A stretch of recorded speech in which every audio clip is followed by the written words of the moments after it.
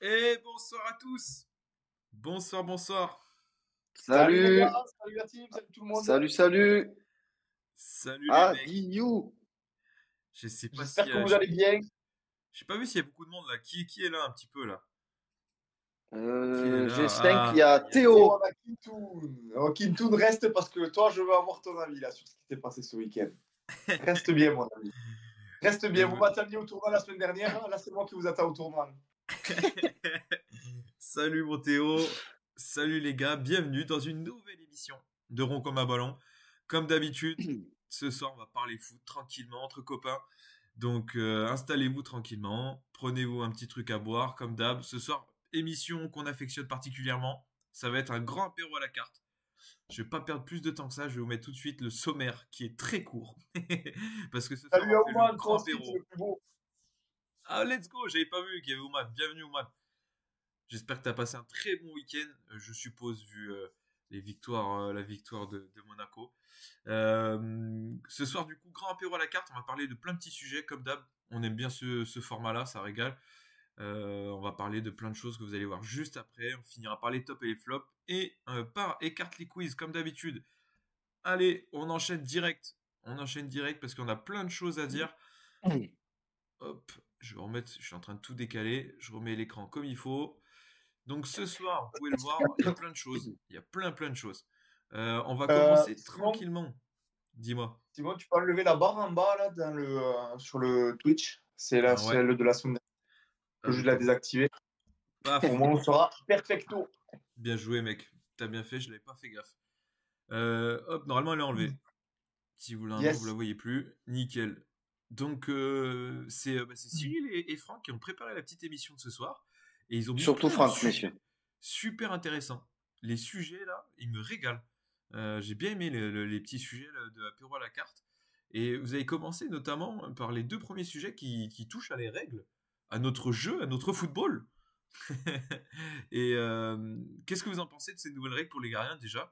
Du coup, la toute première règle, donc elle est officielle, si j'ai bien compris. Ouais, Tu seras en place à partir de la saison prochaine. De cet Pour ceux été, qui n'ont ouais. pas, ouais, pour ceux qui n'ont pas suivi, c'est du coup le gardien, dès qu'il garde le ballon plus de 8 secondes dans ses mains, et bien c'est corner pour l'équipe adverse. Parce que c'est vrai qu'il y avait un peu une règle dans ce sens-là sur le gardien qu'il ne fallait pas qu'il garde le ballon trop longtemps dans les mains. C'est vrai qu'elle n'était pas trop respectée. On voyait des gardiens c'était des 6 fois. secondes. La gardien... Ouais, mais des fois on voyait la Elle gardien a justement jamais, les dépasser. Ouais, ouais, voilà, elle n'a jamais jamais été été respectée. respectée. Donc, le fait de mettre cette règle, ben, je pense que si elle est respectée, ça peut être bien. Ouais. Enfin, je sais que Moi, Cyril n'est pas d'accord avec moi, je pense, non, mais je la trouve je me dis complètement que. débile, cette règle, en fait. Il y a une règle qui est en place depuis toujours. C'est-à-dire que le gardien, s'il garde la balle plus de 6 secondes dans les mains, il est censé avoir un coup franc direct pour l'équipe adverse. Cette règle, elle n'a jamais été respectée et de on ne sait pas où, on rajoute 2 secondes de plus au gardien qui la garde déjà trop longtemps pour filer un corner qui n'a absolument aucun sens. Pourquoi un corner, pas un coup franc indirect? Enfin, je sais pas, je trouve que c'est nul. Mais en fait, Il pourquoi. suffirait de remettre la règle d'aujourd'hui d'actualité, de sanctionner les gardiens et de maintenir ce truc. Pas de En réinventer un fait, moi, truc qui sort de je nulle me dis part pour foutre un pourquoi la corner. règle. Pourquoi la règle a été jamais sifflée? Parce que je trouve que cette règle, un coup franc indirect dans la surface, c'est quand même abusé, je trouve, comparé Ouais. à ce que c'est réellement de garder le ballon 6 secondes dans les mains. Bon, tu vois, ça arrive, tu vas pas foutre un coup franc indirect dans la surface. Un coup franc indirect dans la surface, et si un défenseur fait la passe à son gardien, là, ok. Mais je trouve que justement, elle n'était pas respectée par les gardiens parce que c'était un peu abusé la sanction. Donc là, je pense que si vraiment ils font vraiment les 8 secondes et qu'ils sifflent Et vraiment au bout de pourquoi 8 secondes, je pense que sur le Alors, à corner, la c'est bien, limite, ça fait ok. quand même une action de but pour l'équipe adverse. Donc Si je tu trouve que c'est trouves que intéressant. si tu trouves que le coup franc indirect, c'est trop gros, tu mets un corner, d'accord? Pourquoi rajouter 2 secondes supplémentaires au gardien? 6 secondes, c'était Ouais. bien. 6 secondes, quand il pense, c'est déjà long. Pourquoi tu veux leur rajouter 2 secondes supplémentaires? Bah, Ça 6 n'a pas secondes, de, c'est ça a court, hein, pas moi de... je trouve. Hein. Je trouve que c'est court. Bon, Entre c'est non, hyper entre court le quand moment où même. il la capte, Les gens n'ont pas le imagine, temps il qu'ils la sont capte. placés. Tu sais, tu Ouais, laisses non, mais normalement, tu laisses ton bloc repartir un petit peu. de la Ça voudrait connerie. dire que tu dois vite la dégager tout le temps. 6 secondes, c'est quand même assez court, je trouve. Hein. Entre le moment, tu sais, J'aime sur pas un cette règle, corner. moi. Ouais, je sais que t'es pas. Mais c'est bien. Justement, ça donne notre point de vue. Parce que le moment où tu la captes, le gardien sur un corner la capte. Il tombe vite fait, il se relève, mais il veut dégager.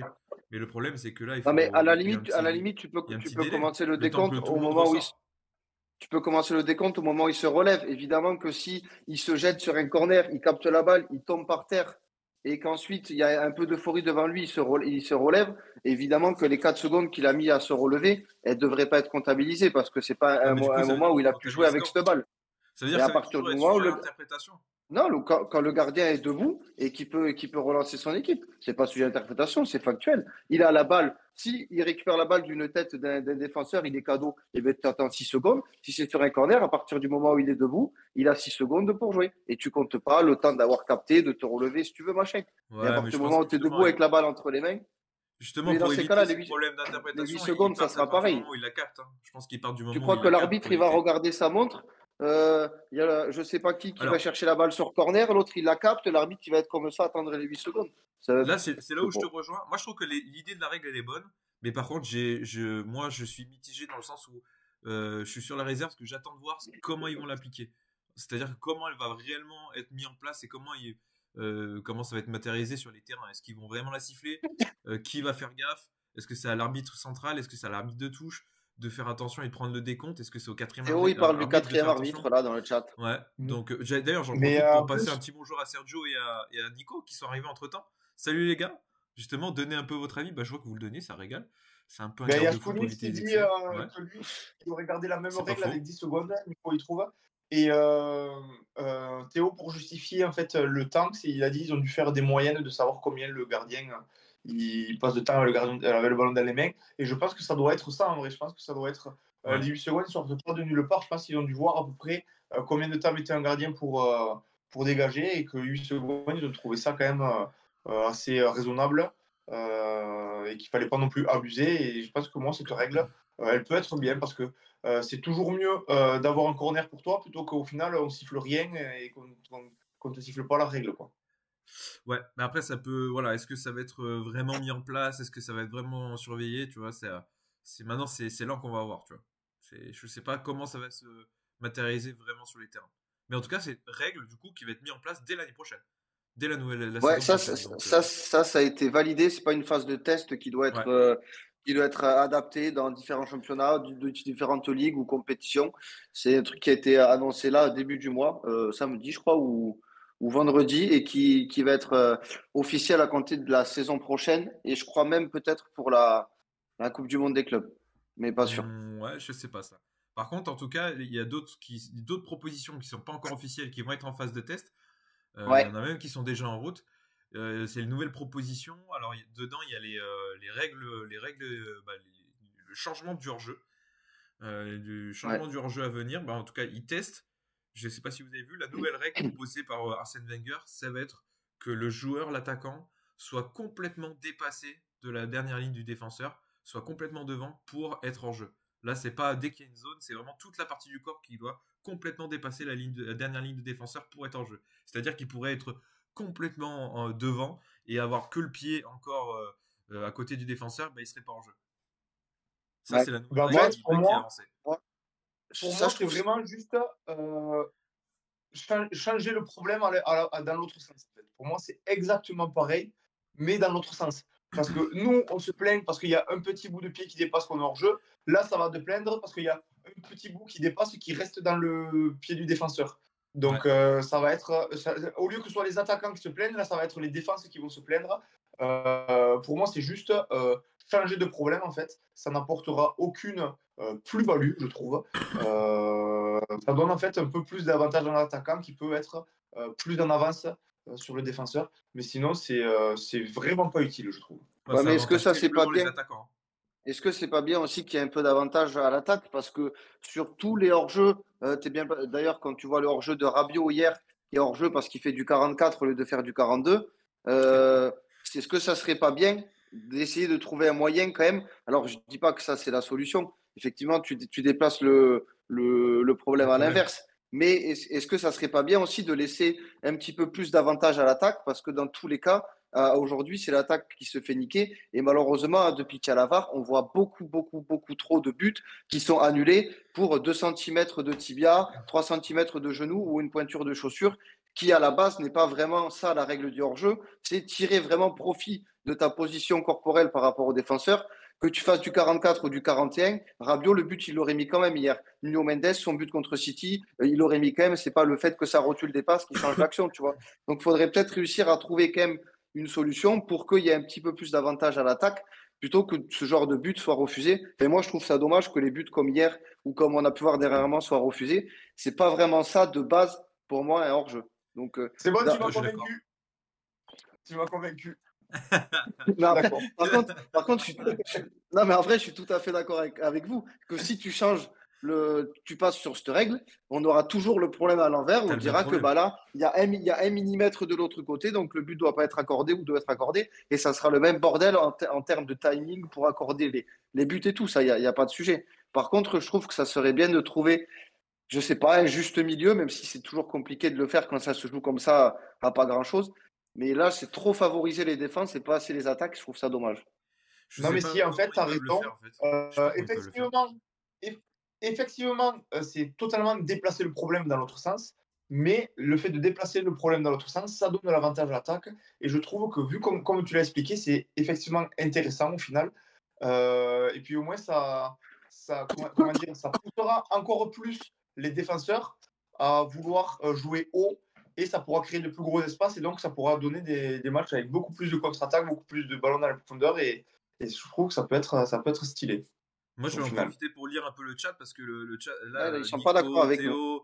Théo, mais en plus, c'est intéressant ce qu'ils disent. Dans le sens où, là, déjà, quand tu reprends un peu Nico, il dit de toute façon, peu importe ce que tu mets en place, ça se jouera toujours à rien. Factuellement, il a raison. Oui, Peu ça c'est importe où sûr. tu mets ta ligne, ça se jouera toujours à rien. Donc après, dans quelle ligne est la plus, on va dire, cohérente avec le jeu, avec l'esprit du jeu, ça, je sais pas, honnêtement. Parce que là, Ouman, ce qu'il dit aussi, c'est que il met en avant le fait que s'ils veulent changer cette règle-là, c'est pour améliorer aussi le spectacle. C'est du coup, bah, ils C'est favorisent ce que je l'attaque. disais, Du ouais, coup, ils veulent justement. plus de buts. Et ouais, après, en vrai, s'ils proposent des nouvelles règles à la base, c'est pas pour révolutionner le foot, c'est pour qu'il soit plus attrayant, que ça attire plus de Oui, non, monde, que ça mais soit, attends, etc. aussi, il y a jamais eu autant de buts hors jeu que maintenant, parce que avant, quand tu vois un but comme Rabiot hier, si avant la VAR, ce but n'était pas refusé pour hors jeu, eh ben tu criais pas au scandale, parce que comment tu veux que l'arbitre à vitesse réelle, il voit une pointure de chaussure, donc c'était pas vraiment une erreur. Là maintenant, on vient titiller chaque but pour rien et tu perds 5 minutes par match, tu vois. Donc je sais Il pas, avait qu'à couper les ongles, ce con. c'est pas que du spectacle, c'est aussi tuer un peu l'essence du jeu. Tu sais jamais si tu dois célébrer ton but. Le but de Saint-Etienne ce week-end, on ne savait pas si Stassin il pouvait kiffer. Les commentateurs, ils ont braillé pendant 5 minutes qu'il y avait hors-jeu. Enfin, tu es tout le temps, sans cesse en train de te demander s'il y a hors-jeu, tu vois. Alors que si tu laissais un peu plus de marge à l'attaquant, eh ben, au moins tu sais que il y a un rapport entre le défenseur et l'attaquant qui doit être fait. Si ce rapport il est là, ben, tu vas à plein casse. Ouais. Mais c'est intéressant aussi ce que dit Et, Théo. Il dit que oui, non, mais pour lui, ça va, Théo, ça va faire reculer. il est que dans les faits. Il est que dans les faits. Oui, tu n'es pas sur hors-jeu, mais on a compris cette règle. Je dis pas qu'il n'y a pas hors-jeu. Je dis juste Non, que c'est c'est pas ça que dommage. je dis. Non, pas ça. Je dis juste que Attends, laisse-moi finir. Je te parle de quand il dit, pour moi, ça va faire reculer le bloc au lieu de le faire monter, et ça va nuire au jeu. Dans l'idée, il a pas tort. Dans le sens où, si tu sais que ils pourront pas jouer leur jeu comme joue le Barça, par exemple, où à chaque fois ils s'en sortent Oui, grâce c'est à ce des que je pense. millimètres. Là, du coup, ils vont être ultra bas pour éviter de se faire baiser, parce que ça va être dur de jouer leur jeu finalement, du coup, avec cette nouvelle règle. Donc tu vas avoir des blocs peut-être un peu plus bas. bon, je vois pourquoi. Et le joueur, faut Si t'es quand trop. oui, mais le défenseur, il doit quand même être à proximité de l'attaquant. L'attaquant, il n'aura pas 3 mètres d'avance. On n'est pas en poussette non plus. Mais si, mais non, mais attends, mais quand t'as un bloc qui est haut, l'attaquant il a juste à s'aligner un tout petit peu au défenseur, il part en profondeur, balle en profondeur et transversale, et entre guillemets, il a Ah, 20 mètres devant lui pour gagner à la course. ça, c'est déjà le cas aujourd'hui. Avec un bloc haut comme le Barça, si Oui, tu mets mais ça sera un encore plus attaquant qui est accentué. rapide, Ça sera bah, encore plus accentué. ça sera accentué de Parce que 70 centimètres. bah ouais, mais tu sais très bien que 70 cm ça fait la diff sur une course comme ça. Ok, ok. Et bien alors, qui, comme équipe, joue haut comme ça et serait un peu amputé par cette nouvelle règle? À part le Barça. Et vous n'allez pas me faire croire qu'il y a des blocs hauts comme ça qui jouent le hors-jeu Ah, comme ça tous les il y en a week-ends. beaucoup qui jouent. Non, mais il y en a Je beaucoup qui suis jouent. sûr que connaissant le flic, il descendra pas son bloc pour autant. Hein, justement, il les Non, fera mais monter là, encore là, plus haut. on prend l'équipe du Barça parce que l'équipe du Barça, c'est qui nous parle là tout de suite. Mais toutes les plus grosses équipes jouent assez haut. Toi, ton PSG, il joue assez haut. Le Marseille de Franck, il joue assez haut parce que t'as des équipes qui dominent. Donc, ils vont jouer. Forcément, tu joues très haut. Moi, je sais que Liverpool, on bloque très très haut aussi. Donc, Oui. c'est pour ça que je te dis que Moi, je suis favoriser persuadé que peut-être un si bloc tu avais commun. cette nouvelle règle, ça ne changerait pas foncièrement la façon de défendre des blocs hauts et des équipes qui dominent avec le ballon. Ils- Enfin bref, je trouve que moi, Mais je vois pas t'as le pourquoi droit d'avoir ton on avis. l'essaierait pas, cette règle, au moins de voir ce que ça donne. Tu l'essayes au pire dans un championnat pirate au Brésil ou en Argentine où tout le monde n'en a rien à branler, et puis tu vois ce que ça donne. Alors là, actuellement, Moi, c'est je déjà pense ça. testé dans les jeunes, chez les jeunes en Italie et j'ai vu en Suède aussi. Voilà. Ah, Par contre, l'Italie. j'ai vu aucun retour. Non, mais je sais pas Moi, ce que ça donne. je pense que en fait, c'est vraiment juste déplacer le problème parce qu'il y Ouais. aura Ah, toujours, ça, au moins il y aura il toujours un y aura problème, ça toujours c'est sûr. qui râlera, mais ça donnera avantage aux attaquants parce qu'il y aura plus de buts pour moi. Mais c'est vrai que c'est quand même déplacer le problème parce que s'il y a juste un talon qui passe, ben, les défenseurs ils vont dire oh, pour un talon, normalement il est censé être hors jeu, machin, tu vois. Et, Ça, on est d'accord. et est-ce que vous avez vu aussi les autres règles qui sont proposées en même temps que. Justement, j'ai oublié de le marquer dans les Ouais, propositions, mais mais vas-y, je les ai sous les yeux, continue-moi. moi, les gars. Je les ai sous Ouais, les yeux, bah, là. parce que. Ouais, vas-y, allez. Qu'est-ce qu'on a d'autre? Parce que je sais qu'il y avait En deuxième, les annonces de l'arbitre. il y avait les annonces micro des arbitres à tout le stade. En gros, après avoir Ah oui. consulté la VAR, les arbitres, ils expliqueraient leur décision avec un micro en direct à tout le stade, un peu comme c'est fait aujourd'hui au rugby, en Ouais. gros. Quand l'arbitre il a le contact vidéo avec le central, et bien, le public connaît l'échange avec l'arbitre et ensuite l'explication de l'arbitre est donnée au public. Et au moins que tu sois d'accord ou pas d'accord, tu n'es pas comme un con dans le stade à pas comprendre ce qui arrive à ton équipe ou contre ton équipe. Et tu as l'avantage de savoir de ce qui se passe et pourquoi la décision est prise. Ça, je trouve ça génial pour le coup. Ouais. Et je ne comprends pas qu'on ait mis aussi longtemps à vouloir le faire. Et en plus, Et oui, moi je j'avais vois lu trop que tôt. c'était fait que pour les grosses analyses vidéo. Tu vois, pour les grosses vérifications de VAR. Et Ah ouais. ils font cette explication pour ça, je crois. Ils le feront pas systématiquement. Tu vois, si le débat c'était un hors-jeu de base, juste un hors-jeu, bah hop, tout le monde dans le stade comprend que il y avait potentiellement hors-jeu et donc l'arbitre il lève le bras, il pointe le hors-jeu, terminé. Mais tu sais, les situations Non, où mais tu as eu un hors-jeu en tout début de l'action, entre temps c'est revenu, machin et tout, et du coup, quand tu es supporter dans le stade, tu comprends rien. Alors, sur qu'est-ce qu'il vérifie ou quelle faute que t'as pas vu, au moins là-dessus, en tout cas, normalement, ils sont censés faire vite et faire que quand c'est nécessaire.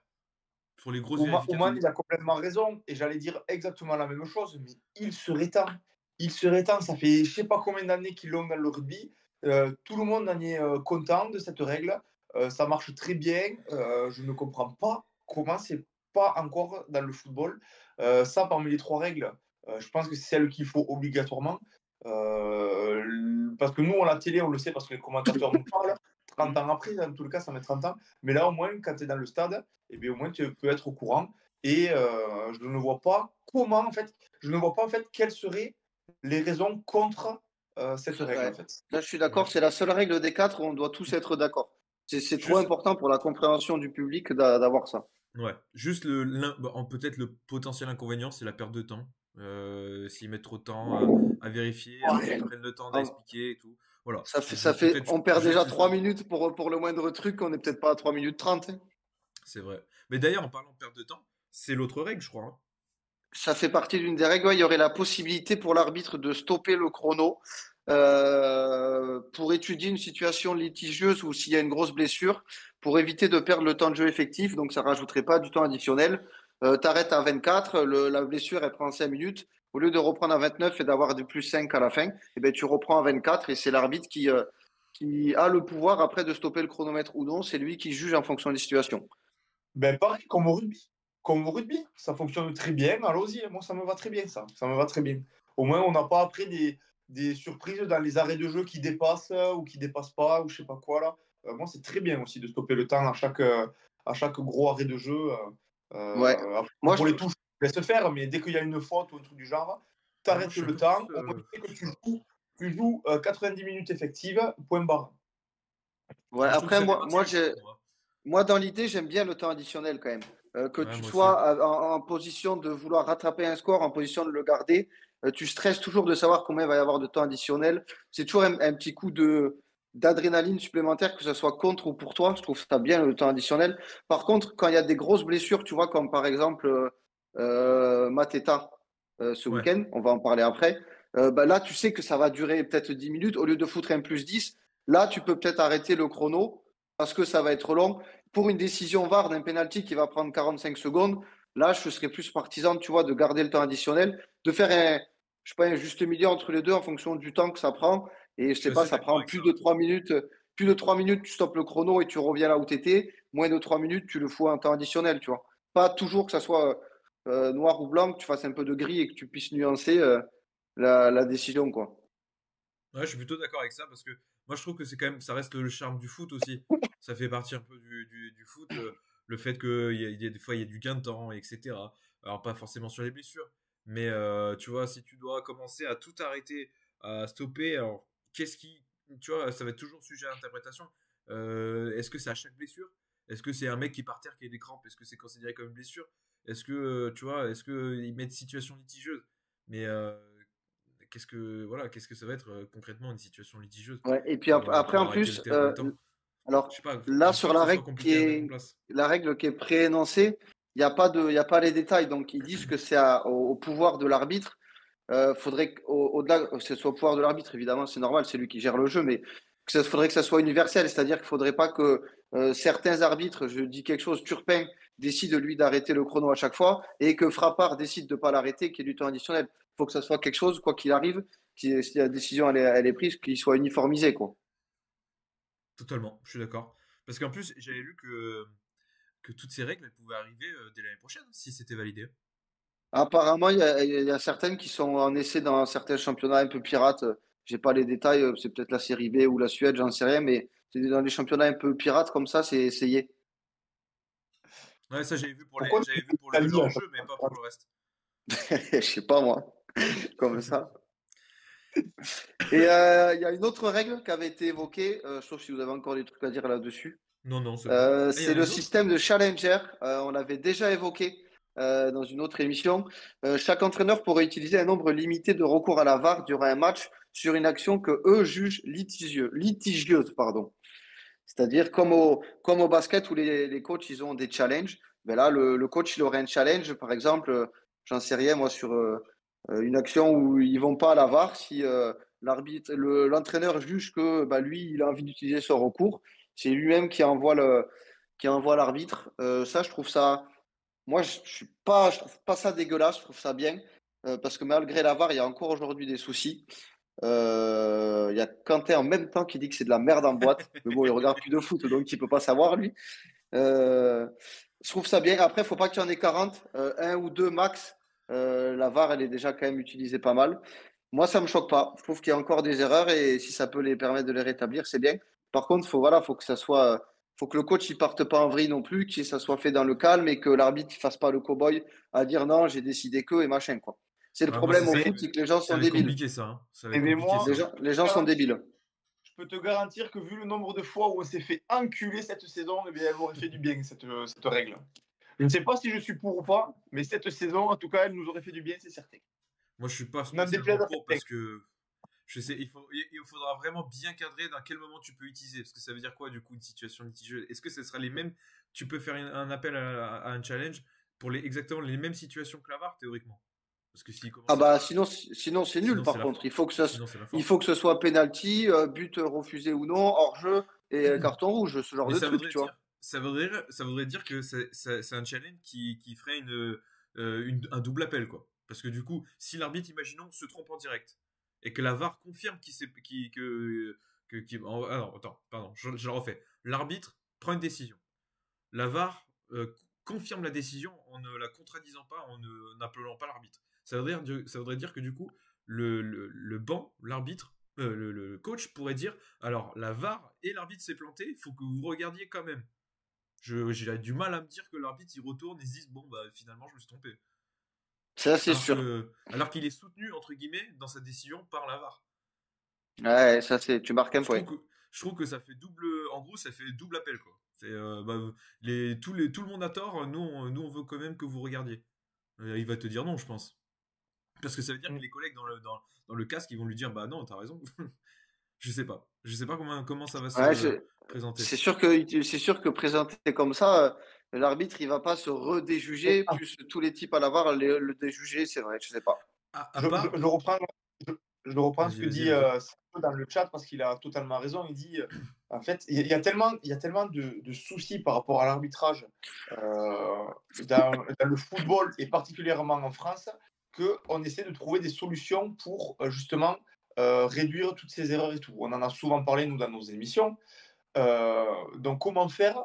Eh bien, il faut effectivement regarder dans les autres sports. Là, c'est vrai que la plupart, même pratiquement toutes les décisions, mis à part le hors-jeu, parce que ça existe que dans le foot, eh bien, pratiquement toutes les décisions qui ont été proposées, ça vient d'autres sports. On est là en train de dire, ouais, non, ça a chier, ça a chier, ça a chier sur les règles.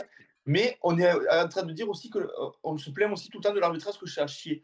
Donc, au bout d'un moment, il faut tenter d'apporter des solutions, il faut tenter d'amener des propositions.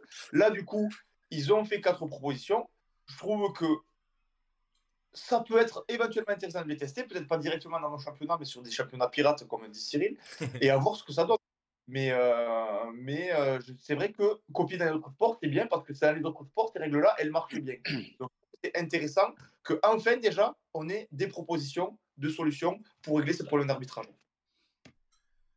Ouais, c'est vrai que après, ouais, je sais pas. Ouais, mais est-ce que du coup d'aller prendre tous les autres trucs des autres sports, c'est pas que ça dégrade, mais ça dénature un peu notre football qui Oui, est mais il faudrait savoir, on se plaint et on ne veut pas de tant beau. changement. Donc, Mais c'est ça qui fait sa beauté aussi. Regarde, on peut faire des émissions, on peut chier sur des arbitres pendant 1 heure. Ouais, bah alors dans ces cas, si c'est l'humain et les erreurs la beauté, je suis d'accord. Skouman, il dit la même chose. Mais on enlève la VAR. Bah, au moins, on perdra plus de temps. Tu enlèves la VAR, tu reviens comme avant. Et puis, il y aura des erreurs. Non, oui, oui, après, c'est sûr que c'est pas évident. En plus, dans le foot, je trouve c'est très compliqué le changement. On est habitué un peu à nos émotions, à notre système aussi. Je trouve que le changement dans le foot est compliqué à chaque fois. En amont. Vous vous souvenez déjà Mais Ligue des Champions, on n'était moi, je suis pas d'accord fou. je suis d'accord qu'il faut pas tout révolutionner. Mais en vrai, ça fait combien de week-ends qu'on s'est pas dit le lundi, il y a encore eu des merdes d'arbitrage. Il y en a à la pelle.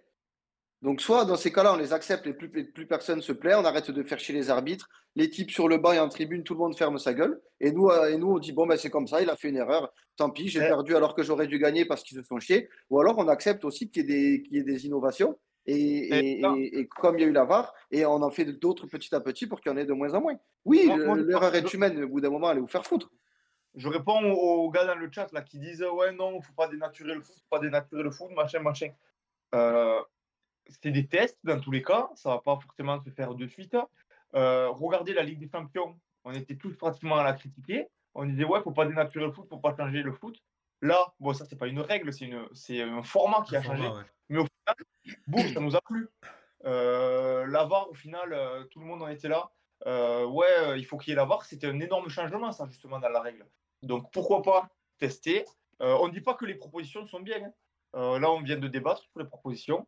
Je trouve qu'il y a des trucs intéressants, d'autres moins intéressants. Pour moi, toutes elles sont, on va dire, correctes. Il n'y en a pas une vraiment qui est nulle à chier. Mais c'est à voir. Pour moi, c'est la conclusion que j'en tirerai. C'est vraiment content qu'il y ait des propositions, mais à voir parce que c'est pas forcément des bonnes solutions. À voir comment ce que ça rend en fait, voir comment il le matérialise, comment ils le mettent en place en direct, et surtout voir ce que ça donne. Est-ce que ça rend le jeu plus sympa? Est-ce que ça le rend plus dynamique? Est-ce que justement on a l'impression d'avoir moins d'injustice et moins de dinguerie? Je sais pas. Donc on va voir. Mais en tout cas, très très intéressant parce qu'on a tous des points de vue complètement différents, que ce soit dans le chat ou même entre nous trois. Donc c'est cool. Salut la gig, ou la gig, plutôt la gig. Salut mec, bienvenue. C'est Guitou, non? C'est qui? Si c'est Guitou, je sais pas si c'est Guitou ou pas. Non, Si Guitou s'appelle Guitou. Guitou s'appelle Guitou, mec. Ah, Guitou s'appelle Guitou? Ok. Ouais. C'est pas, en tout cas, pas bienvenue Guitou, à toi, mec. Salut, bienvenue à toi. C'est peut-être Ghislain, le cousin de Parvin, il s'appelle Ghislain, je sais pas. Et bah écoute, mec, en tout cas, bienvenue à toi. Et tu vas présentez-vous. Tu arrives au bon moment, on va parler de Fonseca. On va parler de Fonseca qui a pété un câble. Fonseca, passage. Passage du tout. Donc, je pense que vous avez tous vu. Vous avez tous vu mes amis lyonnais. La scène. Ouais, en plus, on a beaucoup de Lyonnais dans le chat, donc hâte d'un peu avoir votre ressenti. Mais bon, je pense qu'on va être quand même tous unanimes, même si vous êtes Lyonnais. C'est n'importe quoi. N'importe quoi. Il a craqué. Il a pété les plombs, et en plus, il a pété les plombs, mais alors moment. Oh, Au mais le pire moment. timing, Il le est, timing. il est au niveau du timing. Il y a la plaque ici et il est complètement de l'autre côté. Il est bête, gros. C'est-à-dire que ça fait un mois. Ça s'est amplifié il y a une semaine avec Longoria. Les arbitres ont porté plainte. C'est parti dans tous les sens. Et ils trouvent le meilleur moyen d'aller faire front contre front avec un arbitre dans le week-end qui suit. C'est d'une débilité. Il a pété un câble et je pense qu'il va prendre cher.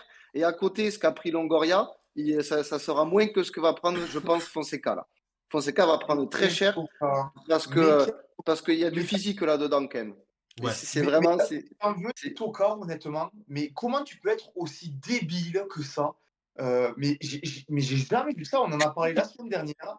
Que déjà, c'est impensable de faire ce qu'a fait Longoria, bien évidemment. Mais c'était des paroles. C'était ouais, c'est corrompu, machin, il y a la tout corruption et tout. corrupt. Une Tout semaine corrupt. après, l'autre, il va faire un tête contre tête. Là, c'est vraiment une agression physique, bien que ce soit pas non plus méchant, il ne se soit pas fait mal physiquement, mais c'est quand même une agression physique. Donc, je trouve que oui, comme on dit Skonix, si demain ça mérite plus que Longoria, pour moi, ça mérite bien plus que Longoria, parce que le mot corruption, ça veut tout et rien dire. Alors que là, Corrupt. Non, non, pas corruption, corrupt. donc, c'est un débile. Un débile. Je ne pensais pas que Fonseca il était aussi con. Et bien là, il mérite de prendre un an facile. Mais tu vois, Leonardo, il avait bousculé un arbitre, il avait pris 9 mois. Donc il faudrait que ça soit entre Longoria et Leonardo, parce qu'il n'a pas non plus bousculé, mais il est quand même allé de manière très très énervée, front contre front, en y braillant dessus. Mais tu as les mecs, Moi, Et moi, Attends, et là, moi, je trouve que ça je vois mérite. dans le chat, ils sont en train de parler si ça mérite plus que Longoria. Mais moi, Moi, je je trouve trouve. que c'est Attends, bien plus alors, moi, grave que j'aimerais répondre Longoria. à cette question.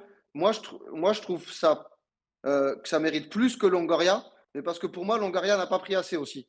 Tu voyez ce que je veux Ouais, dire? ouais, ouais, Dans ouais. le sens où, pour moi, Longoria aurait dû prendre plus. Donc, évidemment que ce qu'a fait là, Fonseca doit prendre plus.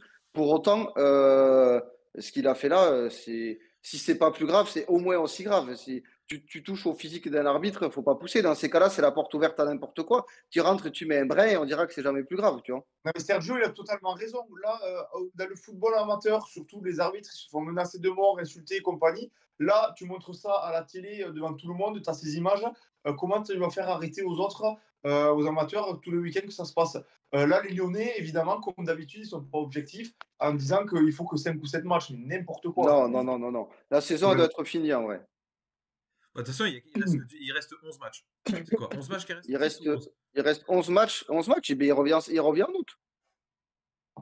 Ça lui Mais laissera le voilà. temps de réfléchir. Alors après, il s'est excusé tout de suite en conférence de presse. Ça, il faut le dire aussi, c'est bien. Il a fait un Ouais. courrier en présentant ses excuses à l'organisme des arbitres. Ça, c'est bien aussi. Il a proposé de faire des tiges, donc des travaux d'intérêt généraux, pour pouvoir aider les arbitres à ben justement essayer d'aider les arbitres amateurs à expliquer la non-violence et tout. Donc, OK, il se remet en question, comme a fait Longoria, ça c'est très bien. Pour autant, ça suffit pas, les 5 matchs. Les 5 matchs, même si il a dit avec une punition financière, enfin, c'est pas assez. Et bizarrement, là, il y a pas 111 arbitres qui ont porté plainte, hein, j'ai vu. Bah, en fait, moi, là où je trouve que c'est grave, ok, Oman, je suis d'accord avec toi sur le fait que ce qu'avait fait Longoria, c'est en plus il est président de club et on l'a dit la semaine dernière. Ce qu'il avait fait, c'était très grave en tant que président, etc. Mais, euh, mais là où je trouve que c'est encore. Il y a le côté différent. physique, en fait. Ouais, en fait, c'est difficile à comparer parce que c'est deux statuts et deux formes différentes. Parce qu'il y a le côté parole, plus oui, tu représentes un club, etc. Et tu attaques tout l'arbitrage, effectivement. Mais là, l'image est choquante. Faut quand même aussi se dire qu'il y a le côté. Parce que nous, on kiffe le foot, on est dans le foot, on est vraiment passionné. Mais quelqu'un qui suit rapidement, il voit l'image, parce que ça fait le tour des réseaux, etc. Ça peut être choquant pour des gosses, pour tout. Tu vois un mec, quand même l'entraîneur qui vient faire un tête-tête, et en plus avec une certaine agressivité. Parce que moi, franchement, j'ai vu la vidéo, à tout moment, j'ai cru qu'il allait lui péter un coup de tronche. Hein. Non, mais, et Franchement, puis, avec il y a Tolisso et Niakate, je crois qu'il les sépare. En Ouais, tout cas, Tolisso, c'est sûr. Théo ouais, l'a ouais. confirmé. Et je crois qu'il y a Niakate aussi qui arrive derrière. À tout moment, s'ils sont pas là, les types, il lui met un break. Hein. On ne sait Non, mais pas. il Parce peut qu'il le pousser, il il a, peut faire, ouais, il ouais, avait, ça peut être il grave. avait l'air d'avoir débranché, mais complet quand même. Tu sais, c'est En que fait, dans les. dans le chat, à la personne de Accusex qui dit qu'il faut mettre une grosse sanction pour emmener la dissuasion pour tout le monde. Ça, je suis d'accord. Mais en fait, Après, surtout avec là où je rejoins Théo, c'est que il faut aussi que ça le touche lui financièrement. Et si par exemple il prend une amende, le montant c'est toujours dur à estimer. Ouais. Enfin, nous on vit dans un monde où tout le pognon qu'ils ont, on ne sait pas trop. Enfin, je saurais pas dire quel montant il faut mettre.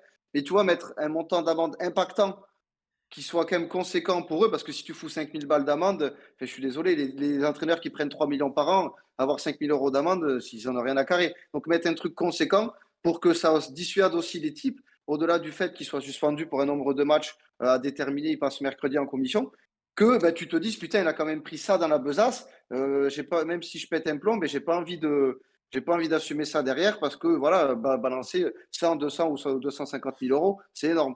Donc, faut que ça soit costaud, je suis d'accord. Et en plus, Lyon, ça va, ils sont bien financièrement cette année. Donc, ils peuvent se Oui, non, mais permettre de si se c'est le manger des club grosses qui amendes. paye, c'est nul. Il faudrait faut vraiment l'entraîneur qui Oui, paye. parce Mais que les ça, deux, c'est ce que dit pareil, Théo, hein. Il dit les deux. payer, Une par le club, ouais, mais une par payer le pour un club et club une pour pour l'entraîneur, quoi. 100 ou 150 000 euros pour un club en Ligue 1, tout le monde n'est pas aussi riche que Paris, Lyon, Marseille ou Monaco. Ok, enfin, Lyon, c'est un mauvais exemple, mais 100 000 euros, même un club comme le Stade de Reims ou le HAC peut les sortir, tu vois. Alors qu'un entraîneur, c'est plus compliqué quand même. Ah oui, après, je vois Nico. En tout cas, c'est pas Pierre Sage, le coach le plus respecté, qui aurait fait ça. Ça, c'est sûr que Pierre Sage, on a du mal à l'imaginer faire ça. Mais bon. Mais Pierre Sage, il préfère vite aller finir le match pour aller au bar. Ouais. Putain, tu fais rire. En tout cas, enfin, en termes de timing, je pense qu'il ne pouvait pas faire pire, le Fonseca. Donc, chapeau, monsieur. Et on aura Ouais, la réponse parce que mercredi dans l'après-midi, je crois. pour parler Un sportif, scandale.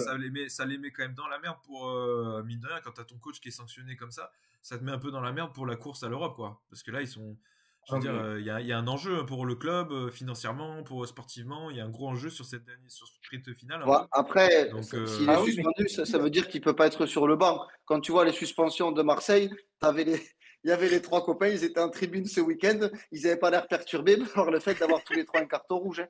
Donc, à voir comment s'est fait la suspension. Si c'était juste le fait de ne pas être au bord du truc, je ne suis pas sûr que ça pèse non plus de fou sur l'effectif.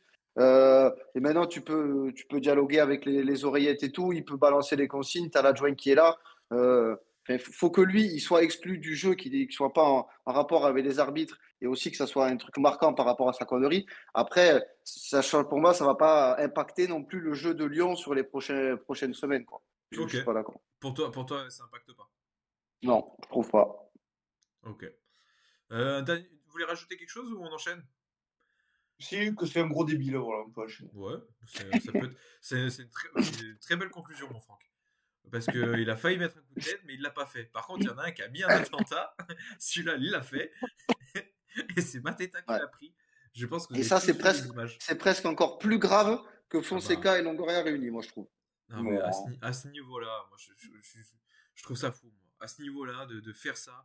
En plus, le gardien, je sais pas qu'il agit là, mais il fait pas jeune, quoi. C'est pas un tout Non, petit jeune. le gardien, il a 30 ans, au moins Non, mais passé, ouais. c'est-à-dire que c'est un mec qui a de l'expérience, Mais ouais. qui sait comment faut sortir. C'est pas un gardien, c'est pas Anthony Lopez à 16 ans, le type.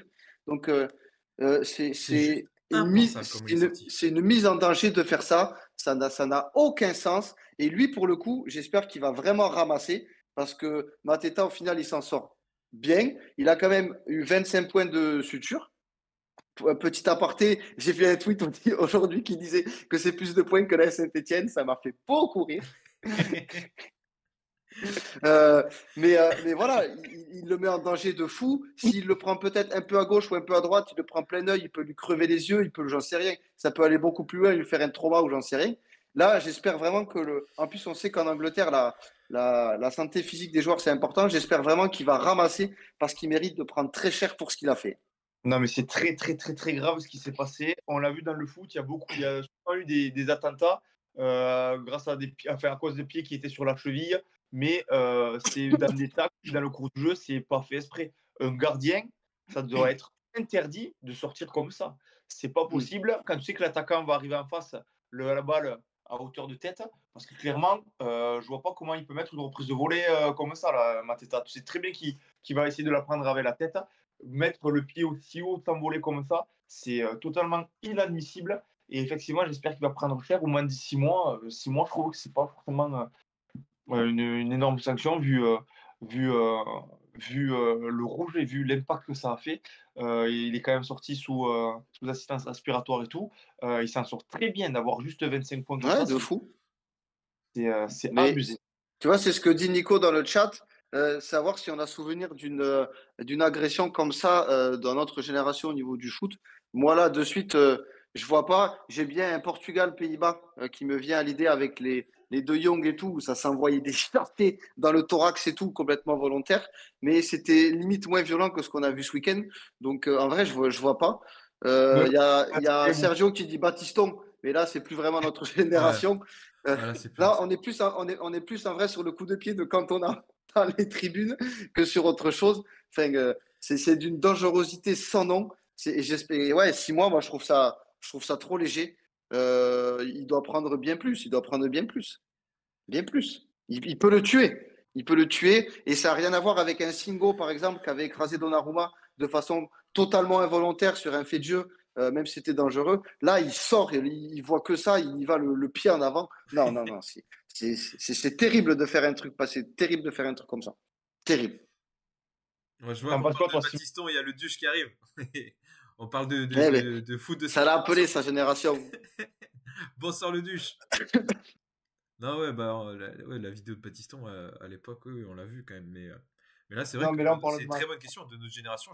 Moi, j'ai pas de souvenir d'un truc aussi violent et presque aussi volontaire comme ça. Parce que là, tu peux pas dire que c'est pas volontaire. Le frérot, Ah il non, s'est il levé sait comme qu'il ça, va quoi. faire ça, c'est pas possible autrement. Il le voit, Mateta. Mais en plus, je En sais pas plus, si c'est Mateta, du il fait que il est immense. d'après vous, est-ce que si c'était pas un derby de Londres, il serait sorti comme ça? Là, peut-être il s'est dit, ouais, c'est le derby, je vais mettre un Mais attentat. attends, Bon, Non. si c'est ça, c'est encore pire. ouais.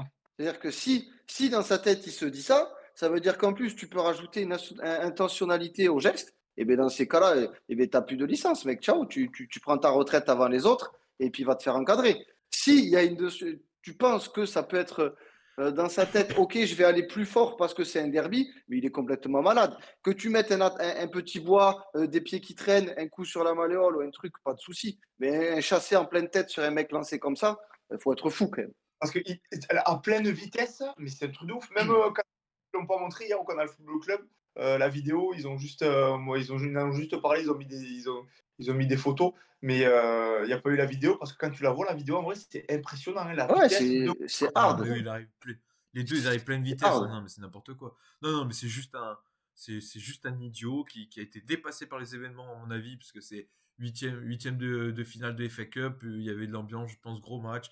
C'est un gros idiot qui a perdu complètement pied. Et puis voilà, hein. Je pense qu'il n'y a que ça comme explication. En tout Ouais, cas, il puis va bon. bien.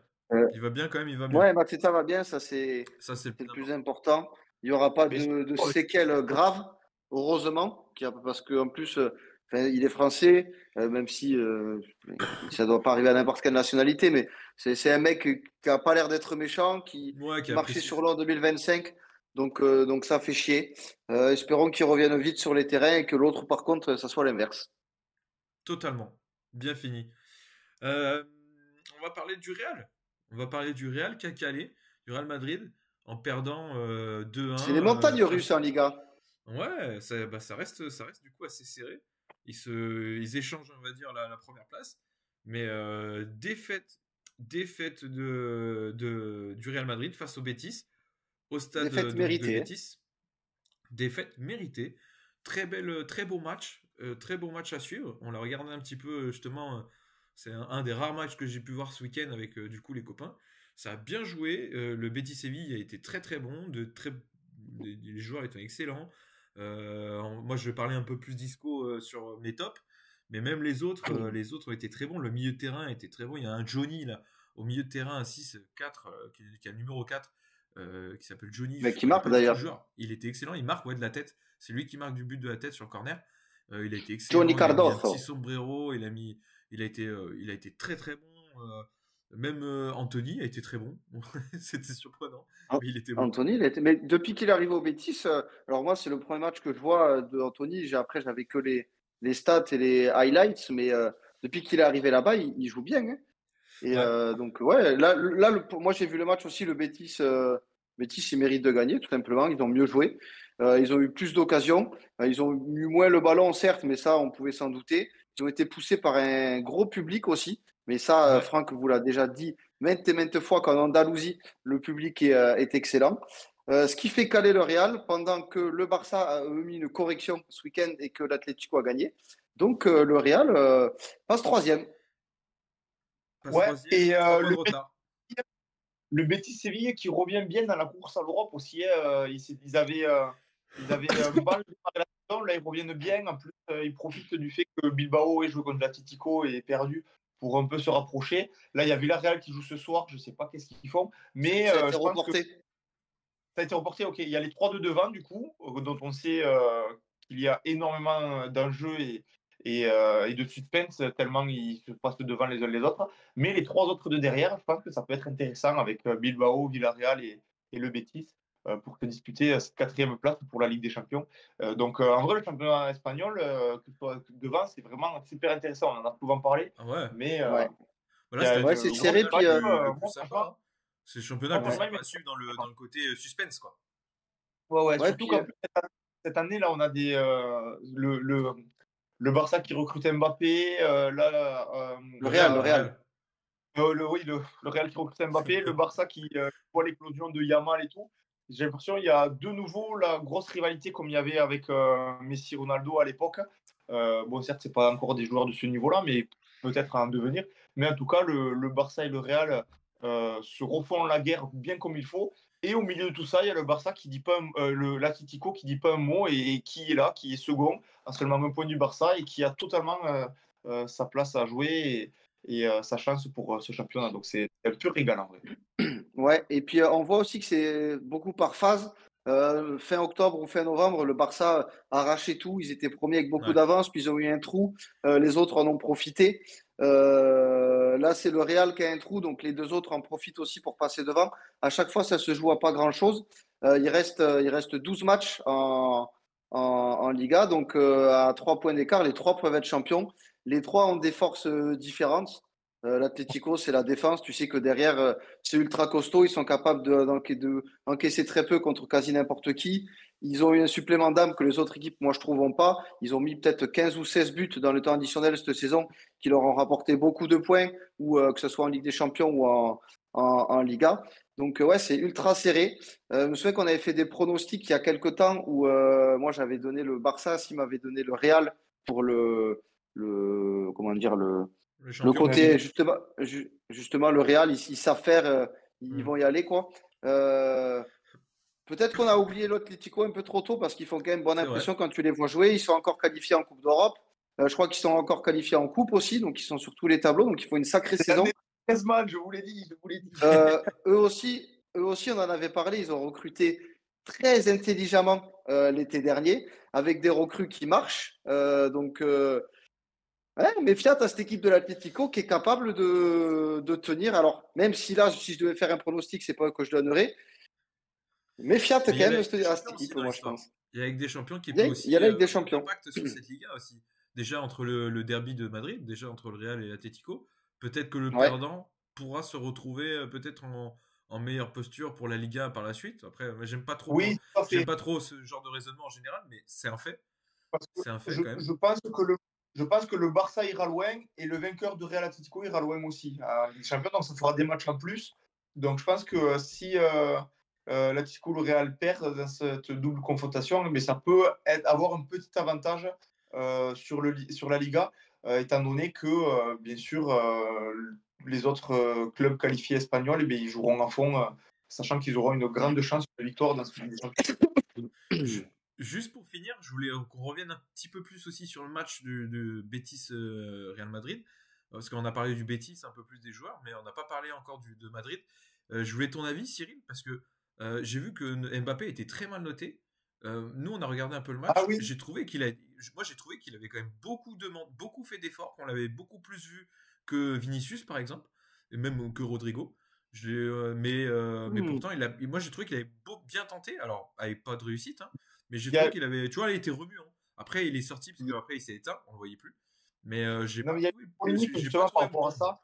Je l'ai pas trouvé Et moins bon que les deux parce autres.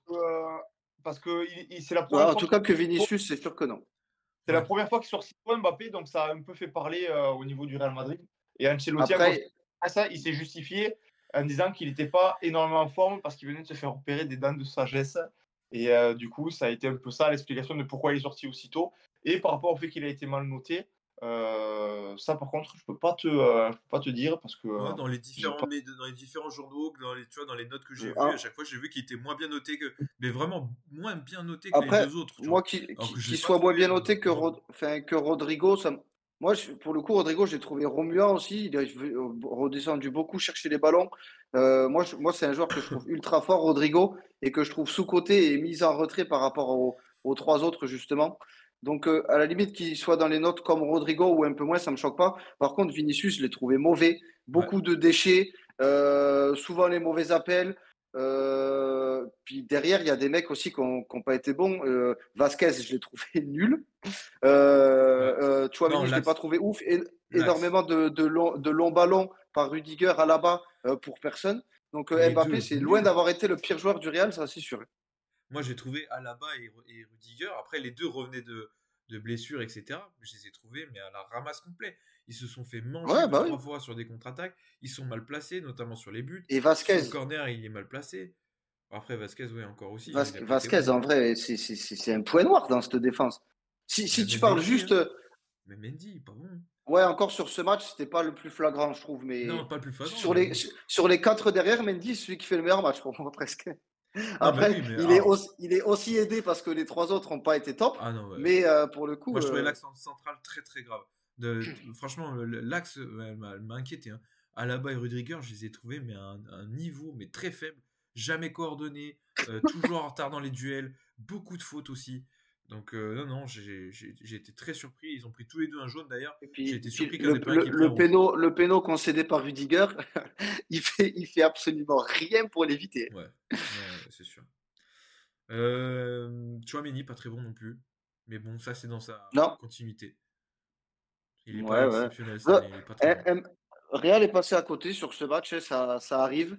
Voilà, hâte de voir ce que ça va donner contre le derby là sur la LDC. Et puis de voir ce que ça va donner sur la lutte au titre là-bas. C'est hyper intéressant depuis le début de C'est l'année. ça. Super intéressant. Par contre, il y en a un qui cale pas, c'est Biret. On enchaîne sur Ah Biret. putain. Alors lui, il cale Là, pas. je vais lancer mon avis tranché, c'est ce soir. Ça J'attendais me qu'il y ait un régale. truc comme ça. Ça Je me vais régale. balancer mon avis tranché. Alors, Je on te parle laisse de le dire, Biret. On parle de Biret parce qu'il a encore mis un triplé contre Ouais. Reims vendredi soir. Contre des plots. Moi aussi, je mets un triplé Voilà. contre des plots, il n'y a aucun problème, hein. Ça. Voilà. Mais Alors, encore un en triplé. termes de stats, oui, Biret explose tous les compteurs. C'est le premier à arriver à 10 buts en Ligue 1 en seulement 7 matchs sur les 75 dernières années. Donc c'est ouf. Il a mis déjà 3 triplés avec Montpellier. Avec Euh, Monaco. avec Monaco, oui, putain. Aujourd'hui, j'ai du mal avec le club, moi. Il a mis 3 triplés absolument énorme. Donc en termes de stats, vraiment, il a tout explosé. Il a battu tous les records de précocité au but en Ligue 1.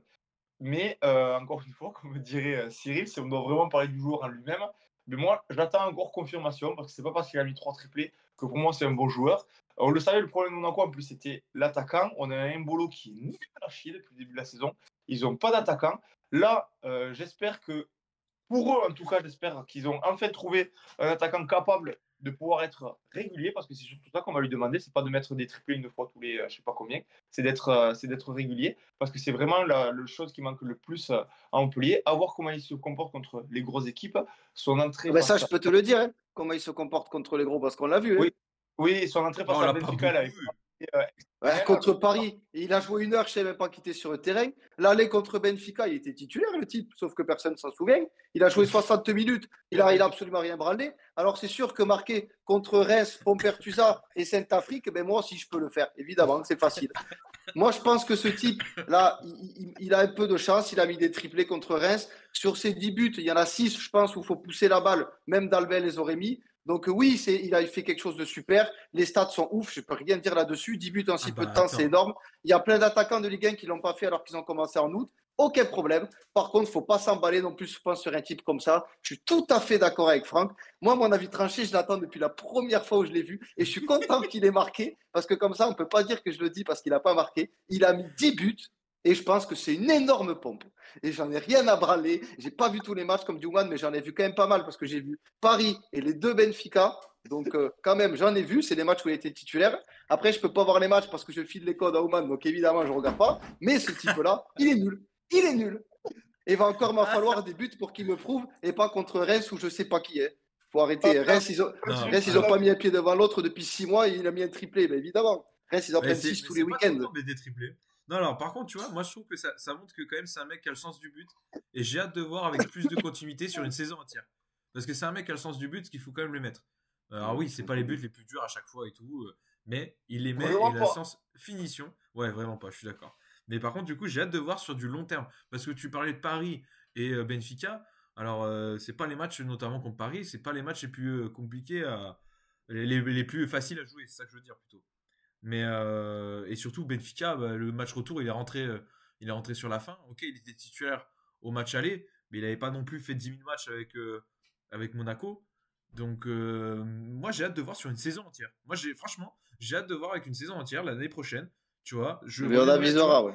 Tu vois, l'année prochaine, le 3 mars, le mars 2026 plutôt, ben j'aimerais bien voir où est-ce qu'il en est. On fera un petit bilan. Non, attends, là, excuse-moi, je te coupe. Excuse-moi, je te coupe. Un bilan mars 2031. Non, mais je te coupe. Il a fait une belle carrière. Je te coupe parce qu'il y a Oman qui dit son sens du but. Il n'y a pas un mec qui l'a dans les équipes de Ligue 1. Je pèse mes mots. Ça fait des années, je n'avais pas vu un œuf comme ça. Non, mais attends. Mais le type, c'est Ibrahimovic ou Benzema.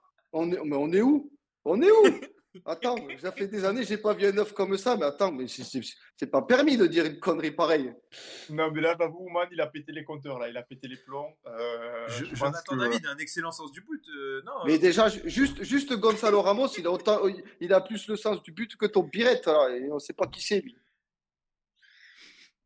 Non, mais faut. Alors, je crois arriver, quoi. Et toi, on va le. J'ai vraiment hâte de le voir l'année prochaine, parce que je pense que ça peut être un bon joueur. Non, mais là, il faut pas s'exciter. Qu'est-ce qu'il faut pas s'exciter. Il faut voir la régularité. C'est ce qui va être important. Il va falloir voir la régularité. C'est pour ça qu'on verra en fin de saison. Là, on a vu la queue du minou. Dommage que ce soit pas terrible. Bon, c'est pas grave. Mais Beren va voir sur le long terme. On en reparle déjà en fin de saison pour voir s'il a continué à mettre des buts ou non. Et comme tu dis, l'an prochain, s'il existe toujours ou s'il n'est pas reparti dans un club en Suisse ou en Norvège, jouer, je sais pas où. Son 6. Oh, mon Cyril. On va parler maintenant du PSG. PSG Liverpool de mercredi. J'ai vu que tu voulais parler de Lille. Moi, j'ai pas envie de parler de Lille. J'ai dit Lille? Je crois pas que j'ai dit Lille. Non, parce que tu vois, sur le titre Focus PSG Lille Ligue des Champions, totalement logique. On va parler des clubs français des huitièmes de finale de cette semaine. Mais je te propose qu'on commence par le PSG Liverpool. J'ai envie de parler un peu de tout ça. Parce que franchement, j'ai hâte de voir ce match. Parce que là, on a un pari très très fort. On a un pari très très fort. Moi, je reviens de Liverpool. J'ai eu la chance cette semaine d'être allé à Anfield, d'aller voir Liverpool Newcastle. Incroyable d'ailleurs. Un très gros Liverpool. Je me suis régalé. Et franchement, mon équipe, je la trouve excellente là. Je la trouve très très forte. Et Paris est excellent et très très fort. Et là, on va avoir vraiment un match de haut niveau, je l'espère, parce que là, les deux équipes sont sur une dynamique excellente dans le sens, je ne sais pas s'ils peuvent être encore plus forts actuellement, les deux. Donc j'ai hâte de voir tout ça.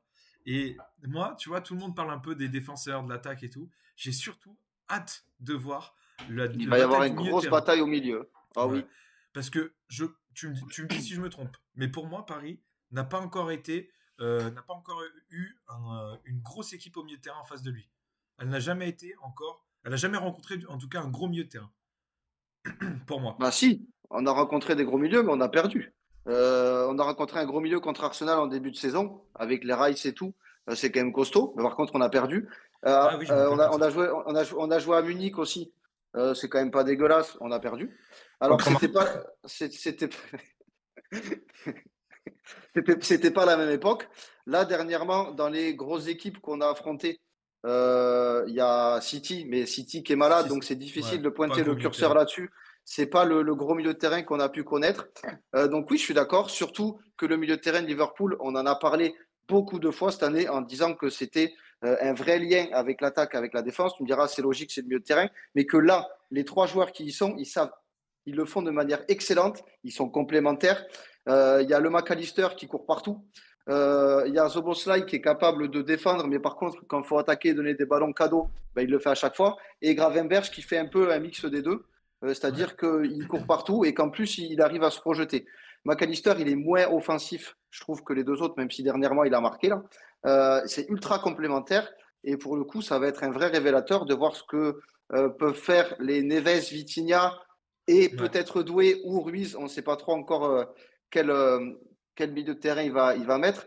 Mais de toute façon, oui, pour Paris, c'est le gros test de la forme actuelle. Parce que Liverpool, c'est la meilleure équipe d'Europe depuis le début de saison avec le Barça. On l'a déjà dit plusieurs fois. Liverpool, sur les grosses années, c'est l'une des meilleures équipes d'Europe. Ils ont regagné le championnat, ils ont gagné avec des champions. C'est les seuls qui ont réussi à tenir tête à City. Il faut se rappeler qu'ils finissent deuxième en ayant 98 ou 99 points quand même, pour dire la saison de malade mental qu'ils font. Donc, c'est le C'était test pour record Paris. historique du club, en plus, d'ailleurs, à l'époque. Ouais, bah, tu m'étonnes, 100 points. C'est le test, mais j'ai hâte de le voir parce que ça fait longtemps que j'avais pas vu un pari aussi fort. Moi, mais je dis pas tout parce qu'après aussi, j'aimerais mettre un peu dans les tops. Mais donc, c'est le meilleur moyen de voir où est-ce que tu en es par rapport à la meilleure équipe d'Europe. C'est maintenant. Je suis un peu deg que ce match arrive aussitôt dans la compétition parce que quand tu vois la forme des équipes tout de suite, ça a plus quand même l'air d'un quart de finale ou d'un demi-finale. N'en déplaise à ceux qui ne sont pas d'accord, mais c'est un fait sur la forme des équipes. Donc j'ai hâte de voir et en tout cas, on n'était pas sûr peut-être avec les autres matchs qu'il peut y avoir, mais vu la forme des équipes, je pense que c'est le choc des huitièmes de finale. Tu vois, moi, Ouais. Cyril, je ne suis pas d'accord avec toi quand tu dis c'est dommage qu'on les prenne aussitôt. Moi, je ne suis pas d'accord. Je trouve que c'était le meilleur tirage possible pour le PSG, que ce soit Liverpool ou le Barça d'ailleurs. Je trouve que pour Paris, c'est génial de tomber contre Liverpool ou le Barça en huitième de finale. Parce qu'en soi, un club comme Paris, que tu perdes en huitième, en quart ou en demi, tu n'en as rien à foutre. Ton objectif quand tu es Paris, c'est aller au moins en finale et gagner cette Ligue des Champions. Je me rappelle cet été, quand l'équipe de France est allée en demi, on a perdu. On n'en avait rien à foutre d'être allé en demi. L'objectif, c'était vraiment la finale pour espérer la gagner. Paris, s'ils seraient tombés contre un club à la con, genre Bruges ou Aston Villa ou je sais pas quoi, s'ils avaient gagné, tout le monde aurait dit ouais, mais super, ils ont gagné, normal, ils étaient favoris. Et s'ils avaient perdu, on aurait dit ah, mais t'as une humiliation de plus. Là, ils tombent contre deux des meilleures équipes d'Europe. Là, ils tombent contre certainement la meilleure équipe d'Europe. S'ils ne passent pas, ben, tant pis. C'est parce que la marche était peut-être un peu trop haute vu l'équipe jeune. Et s'ils gagnent, là, boum, ils vont s'imposer comme les favoris de cette Ligue des Champions. Donc pour moi, c'est le test parfait et c'est vraiment le super moment pour prendre Liverpool pour Paris. Alors, ça, je te rejoins. Et en tout cas, ça, j'ai vu parce que j'ai vu beaucoup de types sur les réseaux et tout, dans les journaux, dire que si Paris tombait, il faudrait remettre en question tout le boulot qui est fait. Au contraire, absolument pas. Absolument pas. Quand tu vois Arsenal, quand tu vois Liverpool, quand tu vois City, quand tu vois beaucoup d'équipes, c'est quelque chose qui met du temps.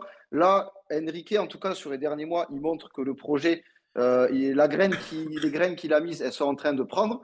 Donc, je suis d'accord avec toi sur le fait que si tu perds contre Liverpool, ben, entre guillemets, c'est logique parce que tu perds contre la meilleure équipe. Mais quand je disais que je suis un peu deck que ça arrive aussitôt, c'est surtout pour en termes de choc, tu vois. Je trouve ça toujours dommage que les chocs, ils arrivent tôt dans une compétition plutôt que tard. Parce que au plus tu as de chocs assez tôt, eh bien, au moins tu es susceptible de les avoir à la fin, quoi. C'est ça que je veux dire, parce que tu auras perdu des gros. Après, dans le sens où oui, vaut mieux perdre en huitième contre Liverpool que contre Bruges ou Dortmund, eh bien, ça, évidemment, il n'y a pas photo. Tu as tout à fait raison, largement. Petite question, mon Cyril. À ton avis, comment va jouer Enrique? Est-ce que tu penses savoir quel joueur il va aligner? Notamment au milieu et devant.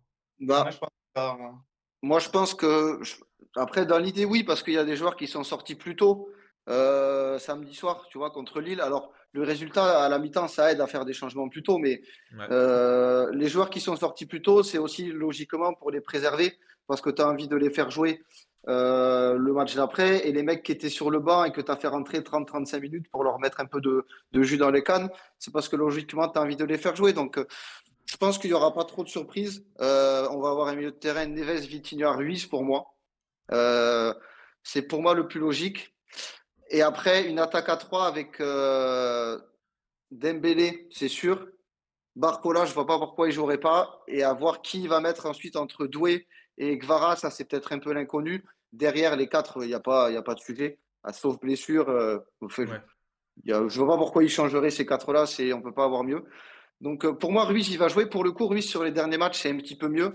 Après, moi, j'ai peur, Ruiz, contre un milieu athlétique comme Liverpool, qui te prenne un bouillon que prendrait peut-être pas un mec comme Doué, qui physiquement est peut-être un peu plus costaud. Je sais pas. Je sais pas, mais moi, je vois Ruiz titulaire plus que les autres. Après, Doué ou Gvara pour compléter le duo devant, je pense. Mais Ok. sur le plan tactique, pour moi, c'est les deux mêmes équipes. Ouais, totalement. C'est avec qui font un contre-pressing de malade. Il n'y a pas beaucoup d'équipes qui font un contre-pressing aussi intensif que ces équipes en Europe. Par contre, je trouve que le collectif de Liverpool, il a l'avantage d'être huilé depuis plus de temps et il est plus athlétique dans le sens où je vois pas un joueur qui pourrait être un facteur X négatif comme on peut avoir à Paris un Ruiz par exemple qui, avec des imprécisions techniques ou parce qu'il est trop juste au niveau physique, peut se faire bouffer, tu Ouais, vois. j'en ai un, moi, quand même, en tête, hein. Mais il est pas au milieu. Il est plutôt derrière, hein. Alexander-Arnold, Ouais. Et ouais. pas que. Et pas Après, que. Malheureusement, après, de toute Robertson façon, aussi, j'ai très peur, moi, de la façon, double confrontation Robertson face là, soit Gvara, là soit pour les Désiré. latéraux, Et Hakimi aussi. Moi, Hakimi me fait très là peur sur le côté. pour les latéraux, bon courage quand même, parce que tu vois, ce week-end, euh, Enrique, il est reparti sur un classique où Mendes était beaucoup moins offensif. Et il l'a remis dans la défense à 3 au niveau des relances. Et c'est Ouais. Ruiz qui faisait un peu le piston pour venir chercher. Et ça combinait beaucoup devant. À l'inverse des autres matchs où c'était plutôt le milieu défensif qui se mettait dans la défense à 3 pour faire les relances. Et je pense que c'est beaucoup en prépa du match de mercredi.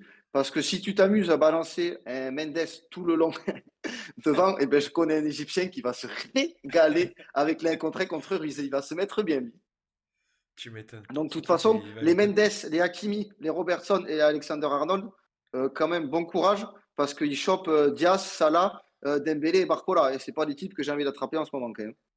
Et Ouais. moi, tu vois, quand tu parles qu'ils ont que c'est à peu près les mêmes équipes, notamment sur la tactique, moi je trouve que c'est exactement ça.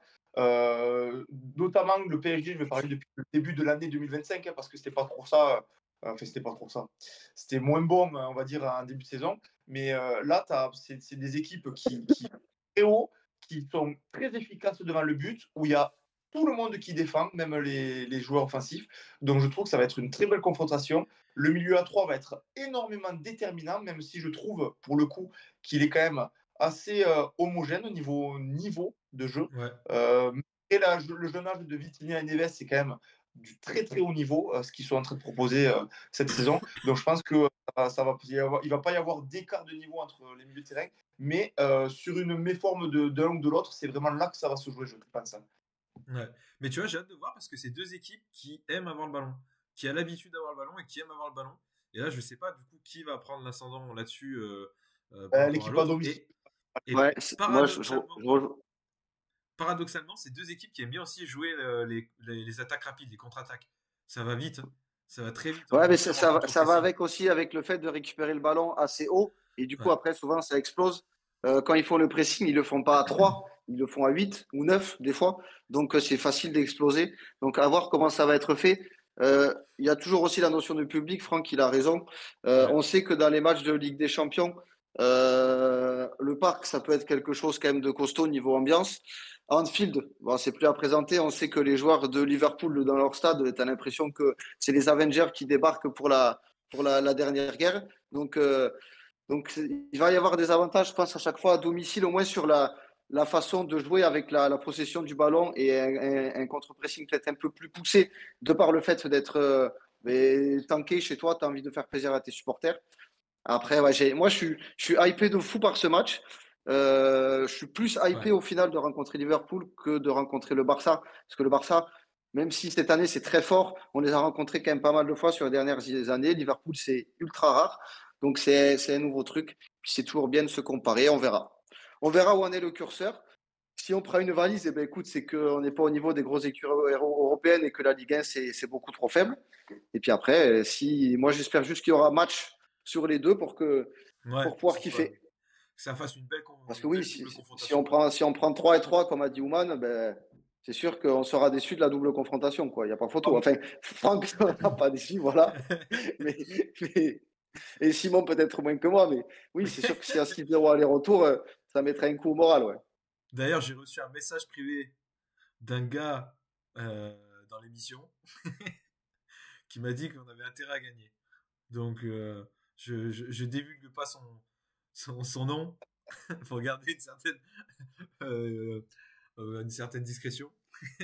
Mais Après, j'en ai rien à branler, hein. De toute façon, ça, c'est très français. S'il n'est pas supporter de Marseille, mais tu diras que c'est une pauvre merde, premièrement, parce qu'il a aucune raison de ne pas supporter un club français. Si c'est un supporter italien, comment veux-tu être surpris? De toute façon, il ne connaît rien au foot. Je me démerderai avec eux ce week-end. Et puis, de toute façon, moi, quand tu es supporter de Paris ou de Marseille, souvent, tu as l'habitude d'être contre les autres et de les emmerder. Donc, on fera notre match avec les supporters parisiens, pas pour les autres, je te le dis. Qu'il aille se faire encadrer, lui. Si c'est Franck, ça me fume, par contre. C'est totalement Franck. C'est vrai. C'est totalement Franck. Eh ben alors, c'est bon, il a le droit. Pour Marseille, il est sûr qu'il a le droit. Lui. Je te jure. J'ai vu que Accusex pose une question par rapport à est-ce que l'équipe qui joue à l'extérieur au match aller ne va pas jouer plus bas pour gérer le score? Si, c'est ce qu'a dit Franck. Et ce qu'a dit Franck dans le sens où normalement celui qui va être à domicile, donc Paris de mercredi, devrait avoir plus le ballon. Et c'est pas déconnant. Dans l'hypothèse, ça paraît logique, tu vois. Ouais, ça pourrait faire le jeu en plus, ça joue en contrepartie, en contre-attaque, pardon. Si tu pars du principe que les niveaux sont équitables, ça paraît logique que l'équipe à domicile essaye de prendre un peu la possession du ballon pour dominer, quoi. De ouf. Un petit mot sur Lille aussi. Un petit mot de Lille, Franck. Ouais, juste je réponds à Ouman, seul contre tous, il dit, parce qu'il parlait de Paris, là, qui disait seul contre tous. C'était le message qu'on avait mis en tifo ce week-end contre Nantes, donc bien vu Ouman. Lille, ouais, donc Lille qui est pas du tout en forme en ce moment, enfin pas du tout en forme, qui est moins en forme qu'en début de saison. Ils ont perdu pas mal de points ces dernières semaines en championnat et qui va affronter Dortmund qui, lui, à l'inverse, est de mieux en mieux en championnat. Pour la première fois de la saison, Dortmund vient d'enchaîner 2 victoires d'affilée en championnat. C'est assez rare pour le souligner. Dortmund qui reprend des couleurs pendant que Lille perd des plumes.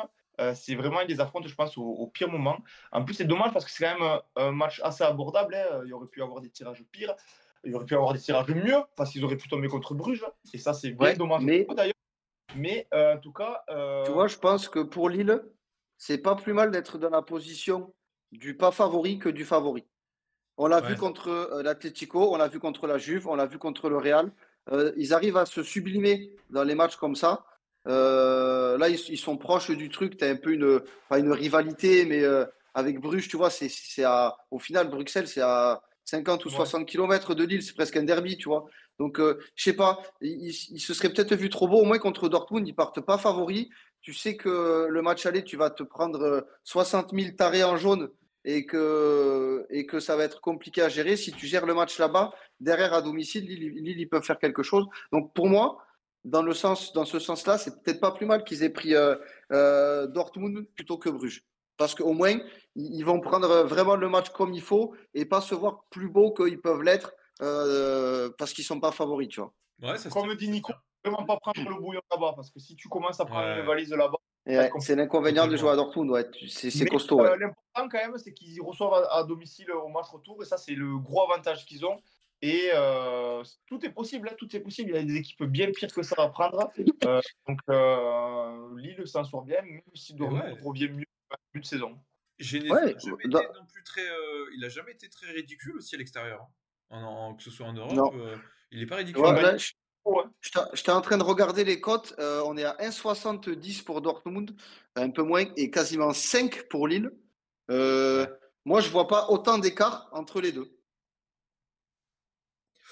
C'est beaucoup. Là, je sais pas. J'ai pas vu les derniers matchs de Dortmund.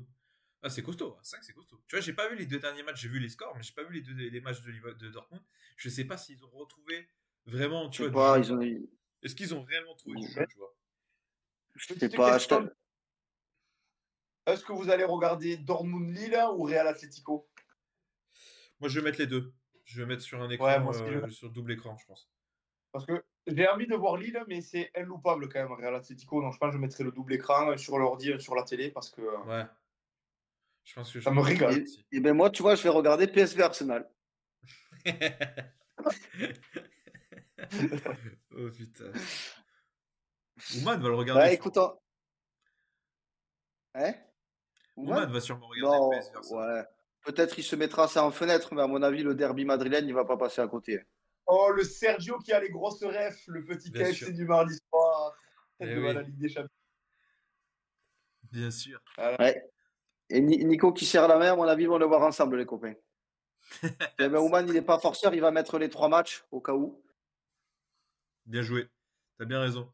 T'as bien raison. Euh, Est-ce que vous voulez rajouter un petit truc ou est-ce que vous voulez qu'on enchaîne justement sur les nouvelles têtes en Vivement EDF? demain. Sinon, Ouais, pas voilà, plus. vivement demain. Eh ben écoutez, ouais. Hâte de voir cette belle semaine de Ligue des Champions. Vous vouliez parler des nouvelles têtes en EDF? Ouais, Parce que là, ça va être bientôt, ça va bientôt être le petit rassemblement là. C'est quand dans le 15 rassemblement? jours, dans 15 jours, on a la trêve. Après le classique PSG Marseille du 16, là, c'est la semaine du rassemblement.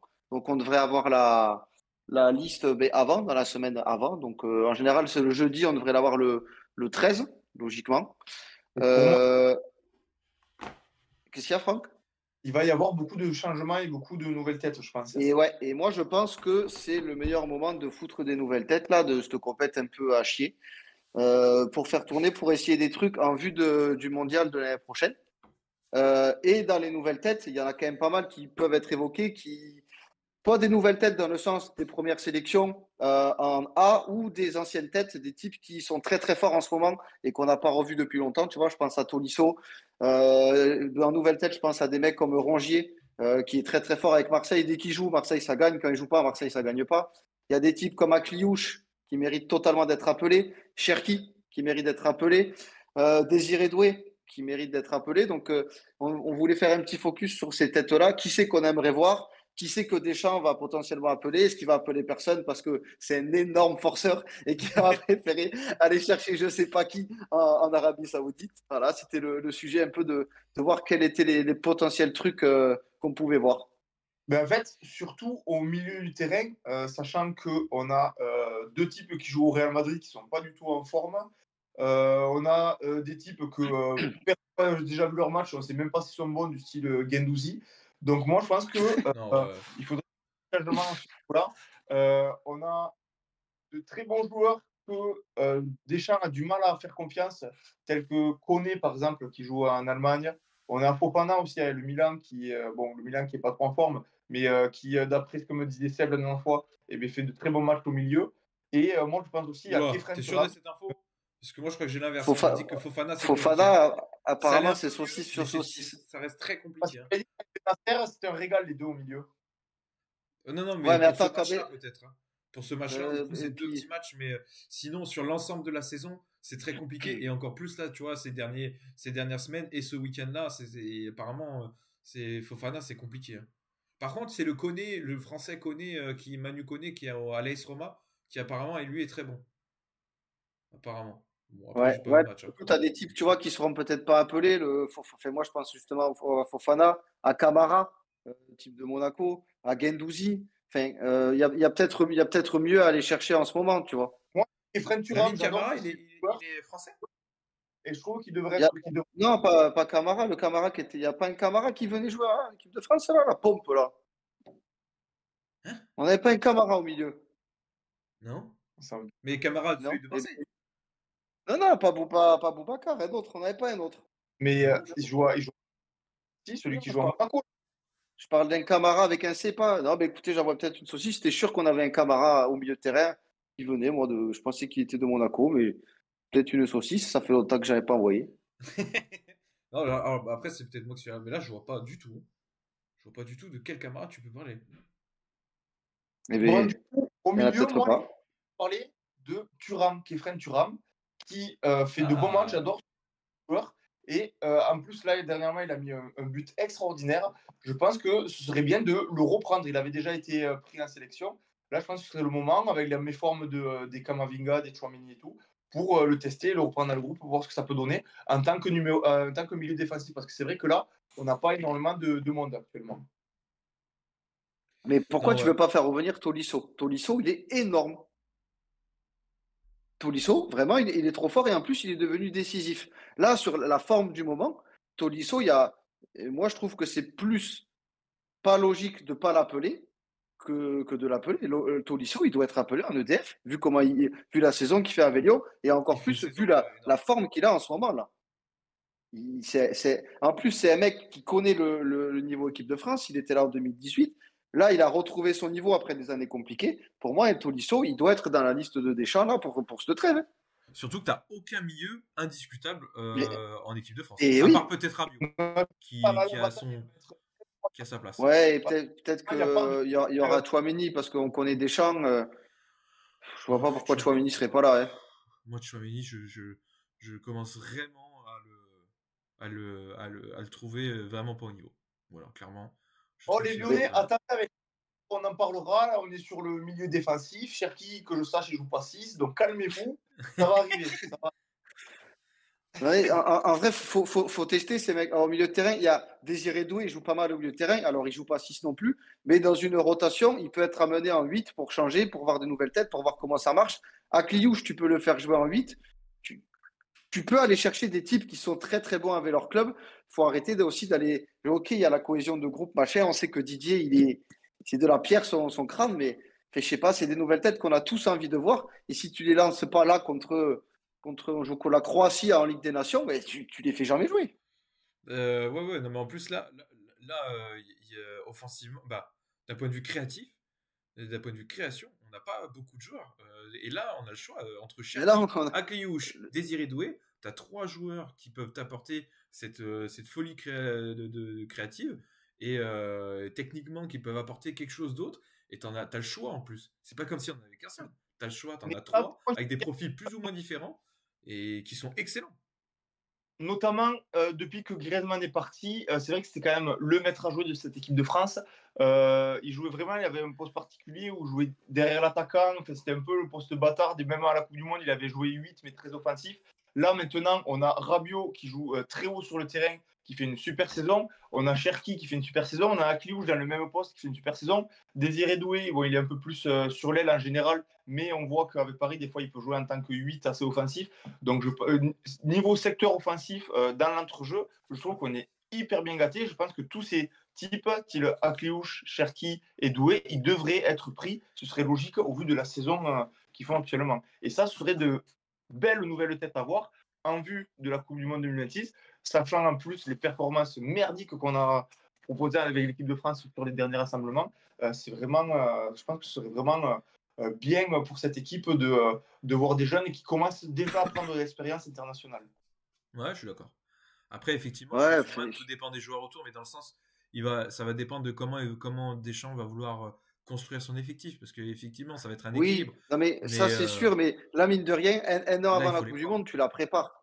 Si tu Bien la sûr. prépares. Et c'est-à-dire que si tu n'appelles pas ces joueurs-là courant 2025, ça ne sert à rien de les appeler dans les matchs de préparation en mars 2026 avant de t'envoler pour le Mexique. Tu vois, ça n'aurait aucun sens. Ces types-là, pour les intégrer au collectif, il faut les faire commencer à venir de maintenant jusqu'à cet été, septembre et tout ça. Et moi, j'ai peur que si on ne les voit pas là, petit à petit courant 2025, eh bien, on ne les verra pas en 2026, où ça serait couillon, tu vois. Faut les faire rentrer maintenant en vue de la grosse échéance qu'il y a en 2026. Ouais, je Commencer suis à d'accord. fédérer un groupe maintenant, tu vois. On va pas se Bien sûr. traîner les mêmes 23 joueurs pendant 15 ans. Là. Au bout d'un moment, il y a des types, tu as l'impression qu'ils n'ont plus envie de venir, ils n'ont plus le niveau en club. Je sais que Deschamps, il est têtu, mais au bout d'un moment, c'est cool d'avoir des mecs comme ça, tu vois. Surtout que tu as perdu Griezmann, il l'a dit, Franck. Il faut un mec qui aime le ballon. Je voulais revenir aussi sur un truc qu'a dit Ouman dans le chat. Il dit ce qui m'emmerde, c'est qu'on n'a que des monstres au milieu et devant tous les 3 mois, mais c'est derrière les Oh non, latéraux. ça va derrière. Moi, je ne suis pas d'accord. On a Digne. il dit ne me parlez pas des frères Hernandez, en gros, si j'ai bien compris. Effectivement, ils sont en méforme, notamment Théo, il est moins en canne que précédemment. Mais moi, pour moi, Digne, Mais chaque Digne, fois, il est bon, ouais. il est très bon. Avec Aston Villa, il est très bon. Pour moi, Digne, c'est celui qu'il faudra en équipe de France, actuellement en tout cas. Certes, Mais, sur la droite, c'est le gros souci sur la droite. mais non, Parce que on a Koundé maintenant. Koundé Koundé, est ses excellent. derniers matchs en équipe de France, c'était costaud. Et même Avec le avec le Barça, c'est Barça. costaud. Et moi, tu me mets une défense Koundé, Saliba, Konaté, Digne. Eh bien, c'est loin d'être dégueulasse, hein. Alors, oui, peut-être mais que derrière, en profondeur, il n'y a pas grand-chose. Il y a moins qu'avant. Mais si tu mets un quatuor comme ça, c'est costaud, hein. Avec, oui, mais avec derrière, Maignan et Chevalier dans les buts, c'est bien. tu mets qui derrière Koundé? C'est ça le souci. Parce que Ah, derrière Digne, tu as Hernandez qui, malgré tout, est très correct. Derrière Koundé, tu n'as absolument personne. ah, ça, je suis d'accord que tu as les solutions de repli. Après, il n'a jamais voulu tester Malo Gusto, alors que Malo Gusto, il marche bien à Chelsea depuis 1 an et demi. Tout ça parce que le type, il vient de Lyon, ou je ne sais pas pourquoi, en tout cas, il ne veut pas l'appeler. Mais moi, tu me mets Koundé avec un Malo Gusto depuis 1 an ou 1 an et demi en équipe de France, là, parce que tu l'appelles et qui fait le mondial avec nous, plutôt que d'essayer de foutre Pavard à chaque fois, défenseur droit, alors qu'on sait qu'il est meilleur dans l'axe. Moi, Malo Gusto, ça me va, hein. Alors, Dieu sait que je trouve Chelsea pas bon, mais Malo Gusto, c'est un des rares que je trouve justement toujours au niveau. Il est très très bon et en plus, c'est un profil qui pourrait changer avec un côté un peu plus offensif. Et puis, en Donc, plus, franchement, ouais, avec un mec, il tu a le mets niveau, Dembélé, large le niveau. Dembélé devant Malo Gusto, il retrouverait un peu la même façon de travailler qu'avec Hakimi, avec un type qui est tout le temps en train de courir comme un dératé sur le côté. Enfin, ça s'essaye au moins, tu vois. Si tu l'essayes pas là, Gusto, tu l'essaieras jamais. Ça fait partie des têtes qu'on pourrait voir et que je pense on verra pas, mais bon. Ouais. Bah écoute, on verra bien là-dessus, hein. Ça c'est sûr. Il y a d'autres joueurs que vous voyez là, il y avait d'autres têtes qui vous venaient en tête ou Moi, pas? on en a pas trop parlé, mais moi j'aimerais voir Rongier. Malgré le fait qu'il joue à Marseille, vous savez que je les aime J'en pas, mais, reviens pas, tu dis ça. J'en reviens pas. Parce mais que parce même qu'il il est très juste encore, hein, mais mais j'en moi, reviens je pas que tu trouve que c'est un vrai impact player à Marseille. Hier, il est rentré, Marseille a marqué. Quand il est avec Marseille, Marseille gagne. Quand il n'est pas là, Marseille perd. Et moi, dès que je le vois jouer, alors maintenant, je le vois moins parce que j'ai plus les matchs de Marseille, mais je le trouve bon, ce mec. Et pour moi, il est largement meilleur qu'un Chouameni qui est en méforme, qu'un Fofana à Milan ou que je ne sais pas qui. Si tu rappelles Tolisso, tu peux aussi appeler Rongier. Alors, même si Tolisso peut-être un peu meilleur ces derniers temps, pour moi, Oui. Rongier, il a largement sa place d'être appelé en EDF, là, sur un rassemblement comme celui-là. Je sais pas, ouais, Mais, tu vois, je suis d'accord et avec pour le Axel. Je coup, sais pas s'il est capable d'être au niveau international et de passer le cap, tu vois. bah, après, De monter la essaye-le pour marche. voir. Au pire, tu vois qu'il n'est pas capable de suite, et ben, dans ces cas-là, c'est pas grave. Tu l'auras essayé contre la Croatie, il n'y a pas mort d'homme, tu vois. Mais essaye-le. Et puis, l'avantage que Rongier a par rapport à Tolisso, il joue à Marseille. Et ça, pour Deschamps, je suis persuadé que ça y joue. Et j'ai vu passer aussi dans le chat beaucoup plus haut parce qu'on parlait de Guendouzi, qu'on ne savait pas trop, étant donné qu'on ne regarde pas trop les matchs. Il y a Thibaut qui a dit que hier il avait fait un très gros match contre le Milan, qu'il avait cassé les lignes. Et Apparemment, il est très important à la Lazio. ce qui est dommage, en fait, là, actuellement, c'est que, bon, avant, notamment en 2018, on avait clairement le meilleur milieu du monde, hein, avec Pogba, Kanté, Matuidi. Là, on en a plein des très, très bons milieux, mais il n'y en a pas un qui est vraiment au-dessus des autres, qui est Ouais. vraiment Ah, top niveau ouais. international. Après, Mais il y moi, en je a pas un t'avoue qui est dans le que top 10 mondial, quoi. Mais moi, s'il c'est bien m'appelle Guendouzi là et que je vois pas des mecs comme Tolisso et tout ça, il va commencer à me faire câbler le Deschamps, hein. Parce que peut-être que Guendouzi, il est bon à la Lazio, mais être bon contre Venise et comme, il faut arrêter les conneries aussi, hein. Il faut arrêter de prendre que des mecs que tu as déjà eu, je sais pas quoi. Guendouzi, les dernières fois qu'on l'avait en équipe de France, c'était loin d'être le meilleur milieu de terrain qu'on pouvait aligner, hein. Il y a des non, mais types largement meilleurs que lui, hein. ce qui est bien, c'est que ça va faire énormément de concurrence là, et vu que en plus tout le monde sait qu'il n'y en a pas un au-dessus des autres, et bien tous ils vont se donner à fond, je pense, pour pouvoir être à cette Coupe du Monde, et donc ça va être intéressant parce qu'on a énormément de joueurs de qualité. Tu as mieux combien de citer quand même. À l'époque, on n'avait pas ça, on avait vraiment juste Ah, Matuidi, mais les bons, qui eux, par contre, les trois faisaient partie du top 10 mondial.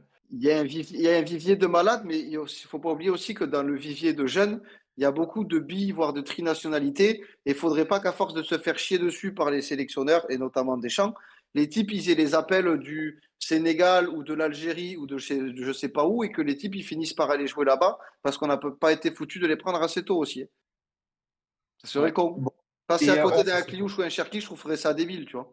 on va aussi parler du 9 parce que je vois Skrunic qui demande. Bon, je pense que en termes d'attaquant, il n'y aura pas de nouvelles têtes. Y a Ce pas de sera surprise, je pense. Barcola, Ah Olysée, non, ah non, mais on va Thuram. voir Colomwani, Thuram et tout, hein. C'est Ouais. sûr. Mais, je ne pense pas que ce soit Thuram qui va jouer à 9 comme l'a dit Skrunic. Je pense que, mine de rien, étant donné que maintenant Mbappé est en 9 et s'impose bien au Real Madrid, je pense qu'il continuera en 9 en équipe de France. Et ce sera Avec Barcola Barcola et Dembélé, ouais. et Dembélé ou Olysée à droite. Mais Ouais. c'est pas forcément ce que moi je ferais, mais je pense que Deschamps il partira comme ça parce que c'est que quand il a des idées, Deschamps il ne change pas. Et il s'est mis en tête de mettre Mbappé en pointe, donc je vois pas pourquoi il changerait. Mais tu vois, autant sur le 9, autant, tu vois, au milieu de terrain, on a plein de débats. Il y a On Oman a qui plein de dit débats. naturalisez-moi Biret. Bah ouais, tu serais content, Cyril. Mais en 9, pour moi, il n'y Oh a pas non putain. plus 10 000 choix hein, actuellement. Tu Bah, vois, tu on peux n'a pas mettre non plus. Dembélé. Non, mais en nouvelle tête, en numéro 9. Ah, nouvelle tête, À prendre Mateta, devant. peut-être. Ouais, bah là, oui, lui, il a une nouvelle tête, mais pas, pas à cause du gardien. Après, Pas pour, que à après, cause pour du le coup, gardien. Mateta, il aurait peut-être mérité d'être appelé en EDF, hein, avec la saison qu'il fait à Palace. Hein. Premier degré. Hein.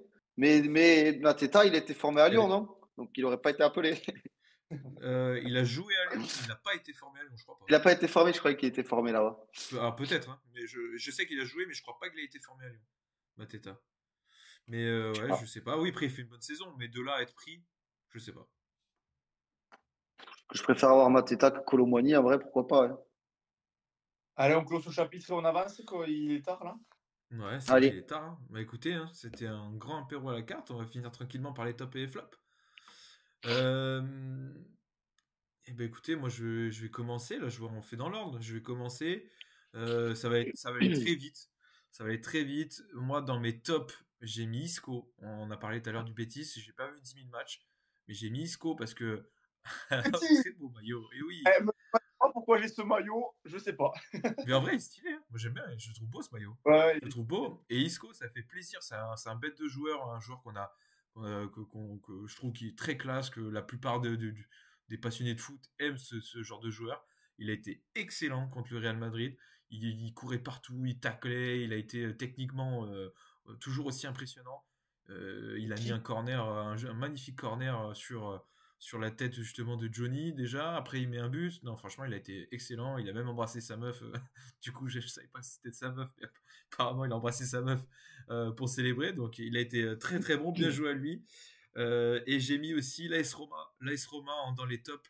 Parce qu'ils ont encore gagné et du coup ça fait 10 victoires et 1 nul sur leurs 11 derniers matchs et ils ont complètement renversé la tendance qui faisait une saison catastrophique, on en a parlé déjà plusieurs fois en émission cette année et là ils ont été bons ils ont été bons et c'est plus ouais je sais que vous les aimez pas les gars, je vois Nico qui met Roma dans un top. Non ouais, non il faut le mettre en avant quand même. Ranieri, en plus c'est Claudio Ranieri, franchement on le kiffe. Moi je suis content pour lui et ils sont en train de remonter un petit peu petit à petit et donc fallait en parler quand même parce que 10 victoires sur 11 matchs c'est pas anodin et ils sont en train de faire leur petit bout de chemin. Alors après par contre pour nuancer un petit peu, ils ont encore beaucoup de grosses affiches, ils ont tous les gros à jouer maintenant. Là ils ont fait une belle série mais parce qu'ils n'ont pas non plus joué beaucoup de gros. Là ils ont tous les gros à prendre donc à voir ce que ça va donner. au moins Et ça dans va mes passer le flops, curseur. ouais, ça a placé le curseur, exactement. Dans mes flops, bah là, moi, j'ai pas placé de curseur. Il y a une montagne de burgers parce que dans mes flops, j'ai mis ma diète. Ça fait un petit moment que j'ai bien repris le sport pour une échéance sportive où je fais un peu plus gaffe du coup au niveau de ma diète et tout, à bien manger correctement. Et ce week-end, j'ai pété les scores. J'ai fait Eh ben, n'importe quoi. J'ai mangé c'est parce que le n'importe week-end quoi. prochain, tu vas les péter aussi. Oui, j'ai bu, j'ai mangé n'importe quoi. On a fait resto sur resto. Plus hier, je suis allé manger aussi avec mes parents. On a refait resto. Bon, donc j'ai tout pété. Mes flops, ça a été pizza, burger. On a mangé des grosses andouillettes. Bref, en tout cas, on s'est bien régalé. Et je pourrais remettre ma diète la semaine prochaine dans les flops parce que à mon avis, c'est pas la semaine prochaine que je vais me rattraper. Ça, c'est sûr. Dans les tops, moi j'ai mis Paris, on en a parlé tout à l'heure. Et là, j'ai mis Paris parce que la première mi-temps qu'on a fait contre Lille samedi soir, je n'avais pas pris autant de plaisir à avoir joué Paris depuis je ne sais pas combien de temps. La deuxième mi-temps, c'était forcément moins cool parce que 4-0, après tu relâches, c'est obligatoire. Mais on a passé 45 minutes à les détruire. Ils ne pouvaient absolument rien faire. Le pressing a été énorme. Je me suis régalé pendant 45 minutes et c'était jouissif.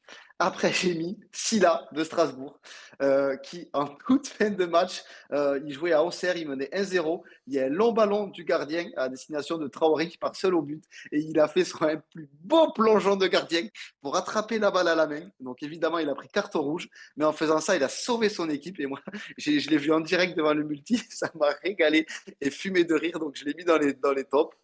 Et après, dans les flops, j'ai mis les 4 branleurs de Ligue 1, là, les infâmes équipes qui ne sont pas foutues de jouer au foot. Même si Le Havre a battu Lens là, ce week-end, j'en ai rien à branler. Lens à battre en ce moment, c'est un cadeau. Ils n'ont pas joué depuis octobre. Saint-Étienne, Montpellier, Reims, Le Havre, tout ça, ça ne veut pas jouer au foot. Il faudrait que cette année, il y ait 4 équipes qui descendent en Ligue 2 parce que c'est aberrant. Leur niveau, il est abyssal. Et je pourrais même rajouter Angers, parce qu'ils en ont pris 4 par le TEF à la maison, c'est quand même impensable. Donc vraiment, ces équipes-là, c'est une catastrophe pour la Ligue 1. Et tu m'étonnes, quand tu vois des affiches entre Reims et Montpellier, que les télés ne se bousculent pas pour foutre du pognon, franchement. C'est dégueulasse à regarder jouer. Putain, c'est vrai. Ah putain, ouais, c'est clair. Oh, enculé. Moi, je vais par mes flops. Alors, pour suivre ce que tu as dit, ben, j'ai mis un joueur de Saint-Etienne, catastrophique. Alors, la prononciation, je ne sais plus comment il s'appelle, ce joueur, c'est Batu Shimbaka, là, ou je sais pas quoi, Batu Bishika. Il a été catastrophique sur le match contre Nice. Il a été nul, c'est lui qui donne le premier but. Donc, voilà pourquoi je le mets en flop, à l'image de son équipe, nul. Le second flop, c'est Mathieu Ryan, le gardien de Lens, qui lui aussi a été nul. Il a réussi à prendre 4 buts contre le Havre, qui plus est, les 4 seuls tirs cadrés du Havre. Donc, on est sur un 100%, c'est du magnifique, c'est une place méritée dans les flops. Et enfin, en top, je mettrai Balerdi, qui a fait un match ultra solide face à Nantes hier. Ça a été le patron de la défense. Et ça n'a pas toujours été le cas cette saison. Donc là, je tenais à le féliciter en le mettant dans les tops. Et l'autre top, c'est Guessam qui, une fois de plus, fait encore un très gros match ce week-end. Depuis le début de la saison, il est en forme. Il a marqué son 10e but de la saison là, avec Nice. Il a été partout sur le terrain. Il a mené toutes les actions offensives de Nice.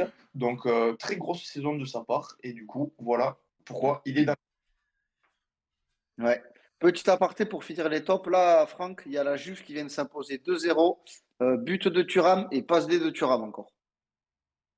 Tiens, régale. Ça me régale, tu vois. Donc, aimer ce joueur. Ouais, eh ben, écoutez, je propose qu'on finisse tranquillement par écarte les quiz. Par écarte les quiz. Le petit Il jeu y a du monde en tranquille. plus dans le chat là. Ouais, Ouais. Je vois 12. Donc là, les gars, n'hésitez pas à participer, à faire deviner les joueurs. Simon va vous réexpliquer rapidement le principe s'il y en a qui sont là pour la première fois ou ouais, qui osent pas trop participer. c'est ça.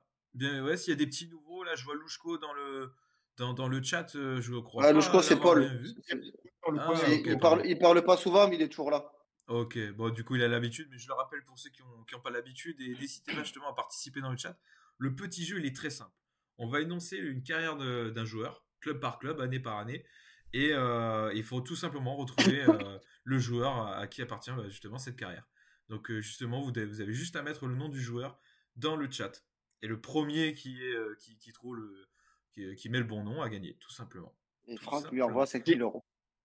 Et Franck gagne. J'ai un Franck joueur envoie 5000 euros. pirate. J'ai un joueur pirate qui a fait toute sa carrière en France en plus.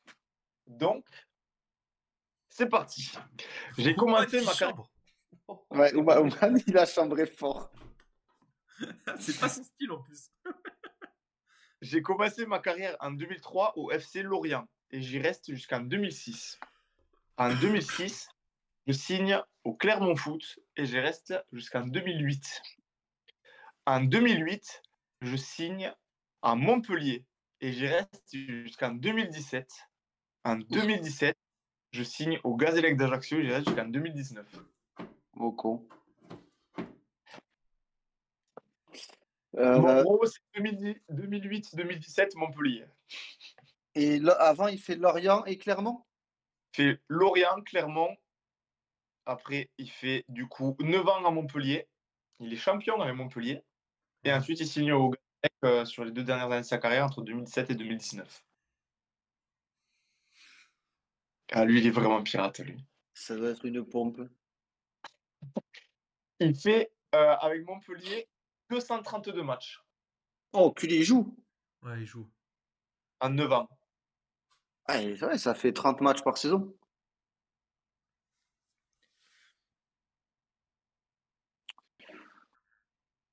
Aïe, aïe, aïe. Aïe, aïe, aïe. C'est pas Gendren. Tu nous as pas mis le gardien. Non. Et il y a Oman qui dit vas-y, je chambre pour rien, je vais pas l'avoir cette pompe. Donc c'est un mec qui a pas mal enchaîné, quand même. Alors, Champion. alors, il joue milieu défensif.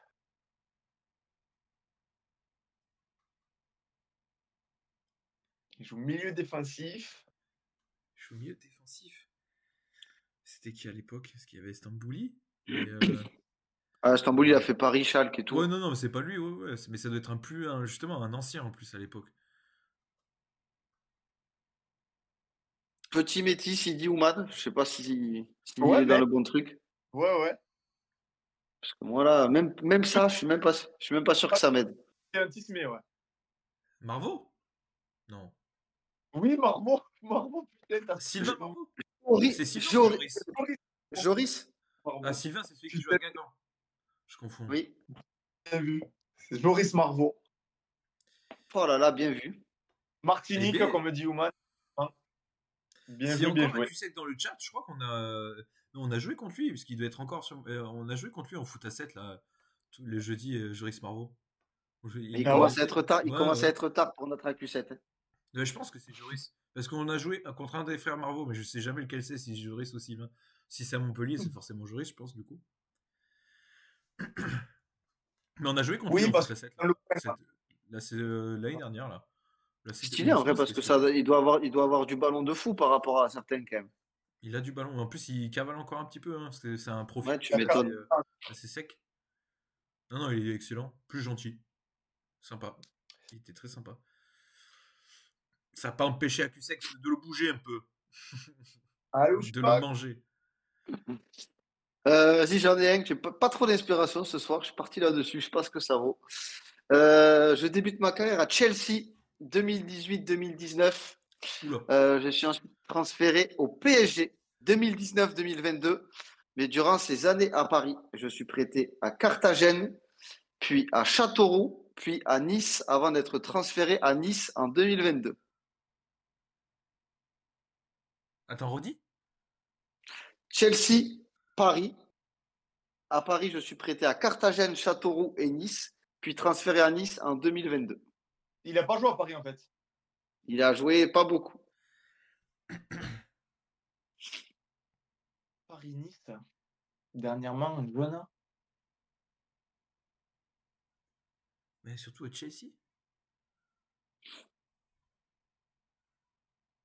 Chelsea-Paris.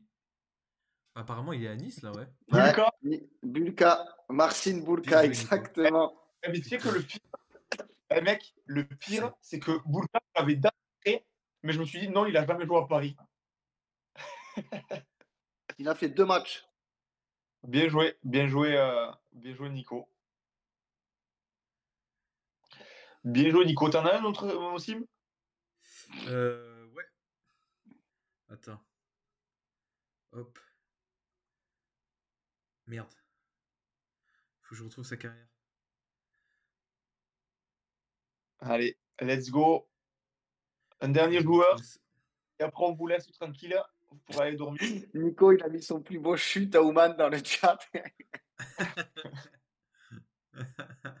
Non, parce qu'Ouman, il a chambré au début, au final, il a pas eu les joueurs. Oman, si ça te plaît pas, ce jeu, la prochaine fois, tu quittes avant.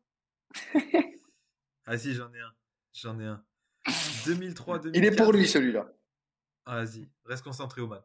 2003-2004, AS Douane. 2004-2006, Metz, le FC Metz, mais l'équipe B. Enfin, bon, en fait, il joue de 2004 à 2009, il joue au FC Metz. Il est prêté la dernière année à Châteauroux. Près de 2009 à 2012, il va à Fribourg. 2012 à 2016 à Newcastle. Et après, 2016-2018, Shandong-Luneng. 2018-2020 Ah, je sais qui Alliance. c'est. C'est l'attaquant. Celui qui a mis le but. Papi Cissé, Cissé. Papi Cissé, c'est ça?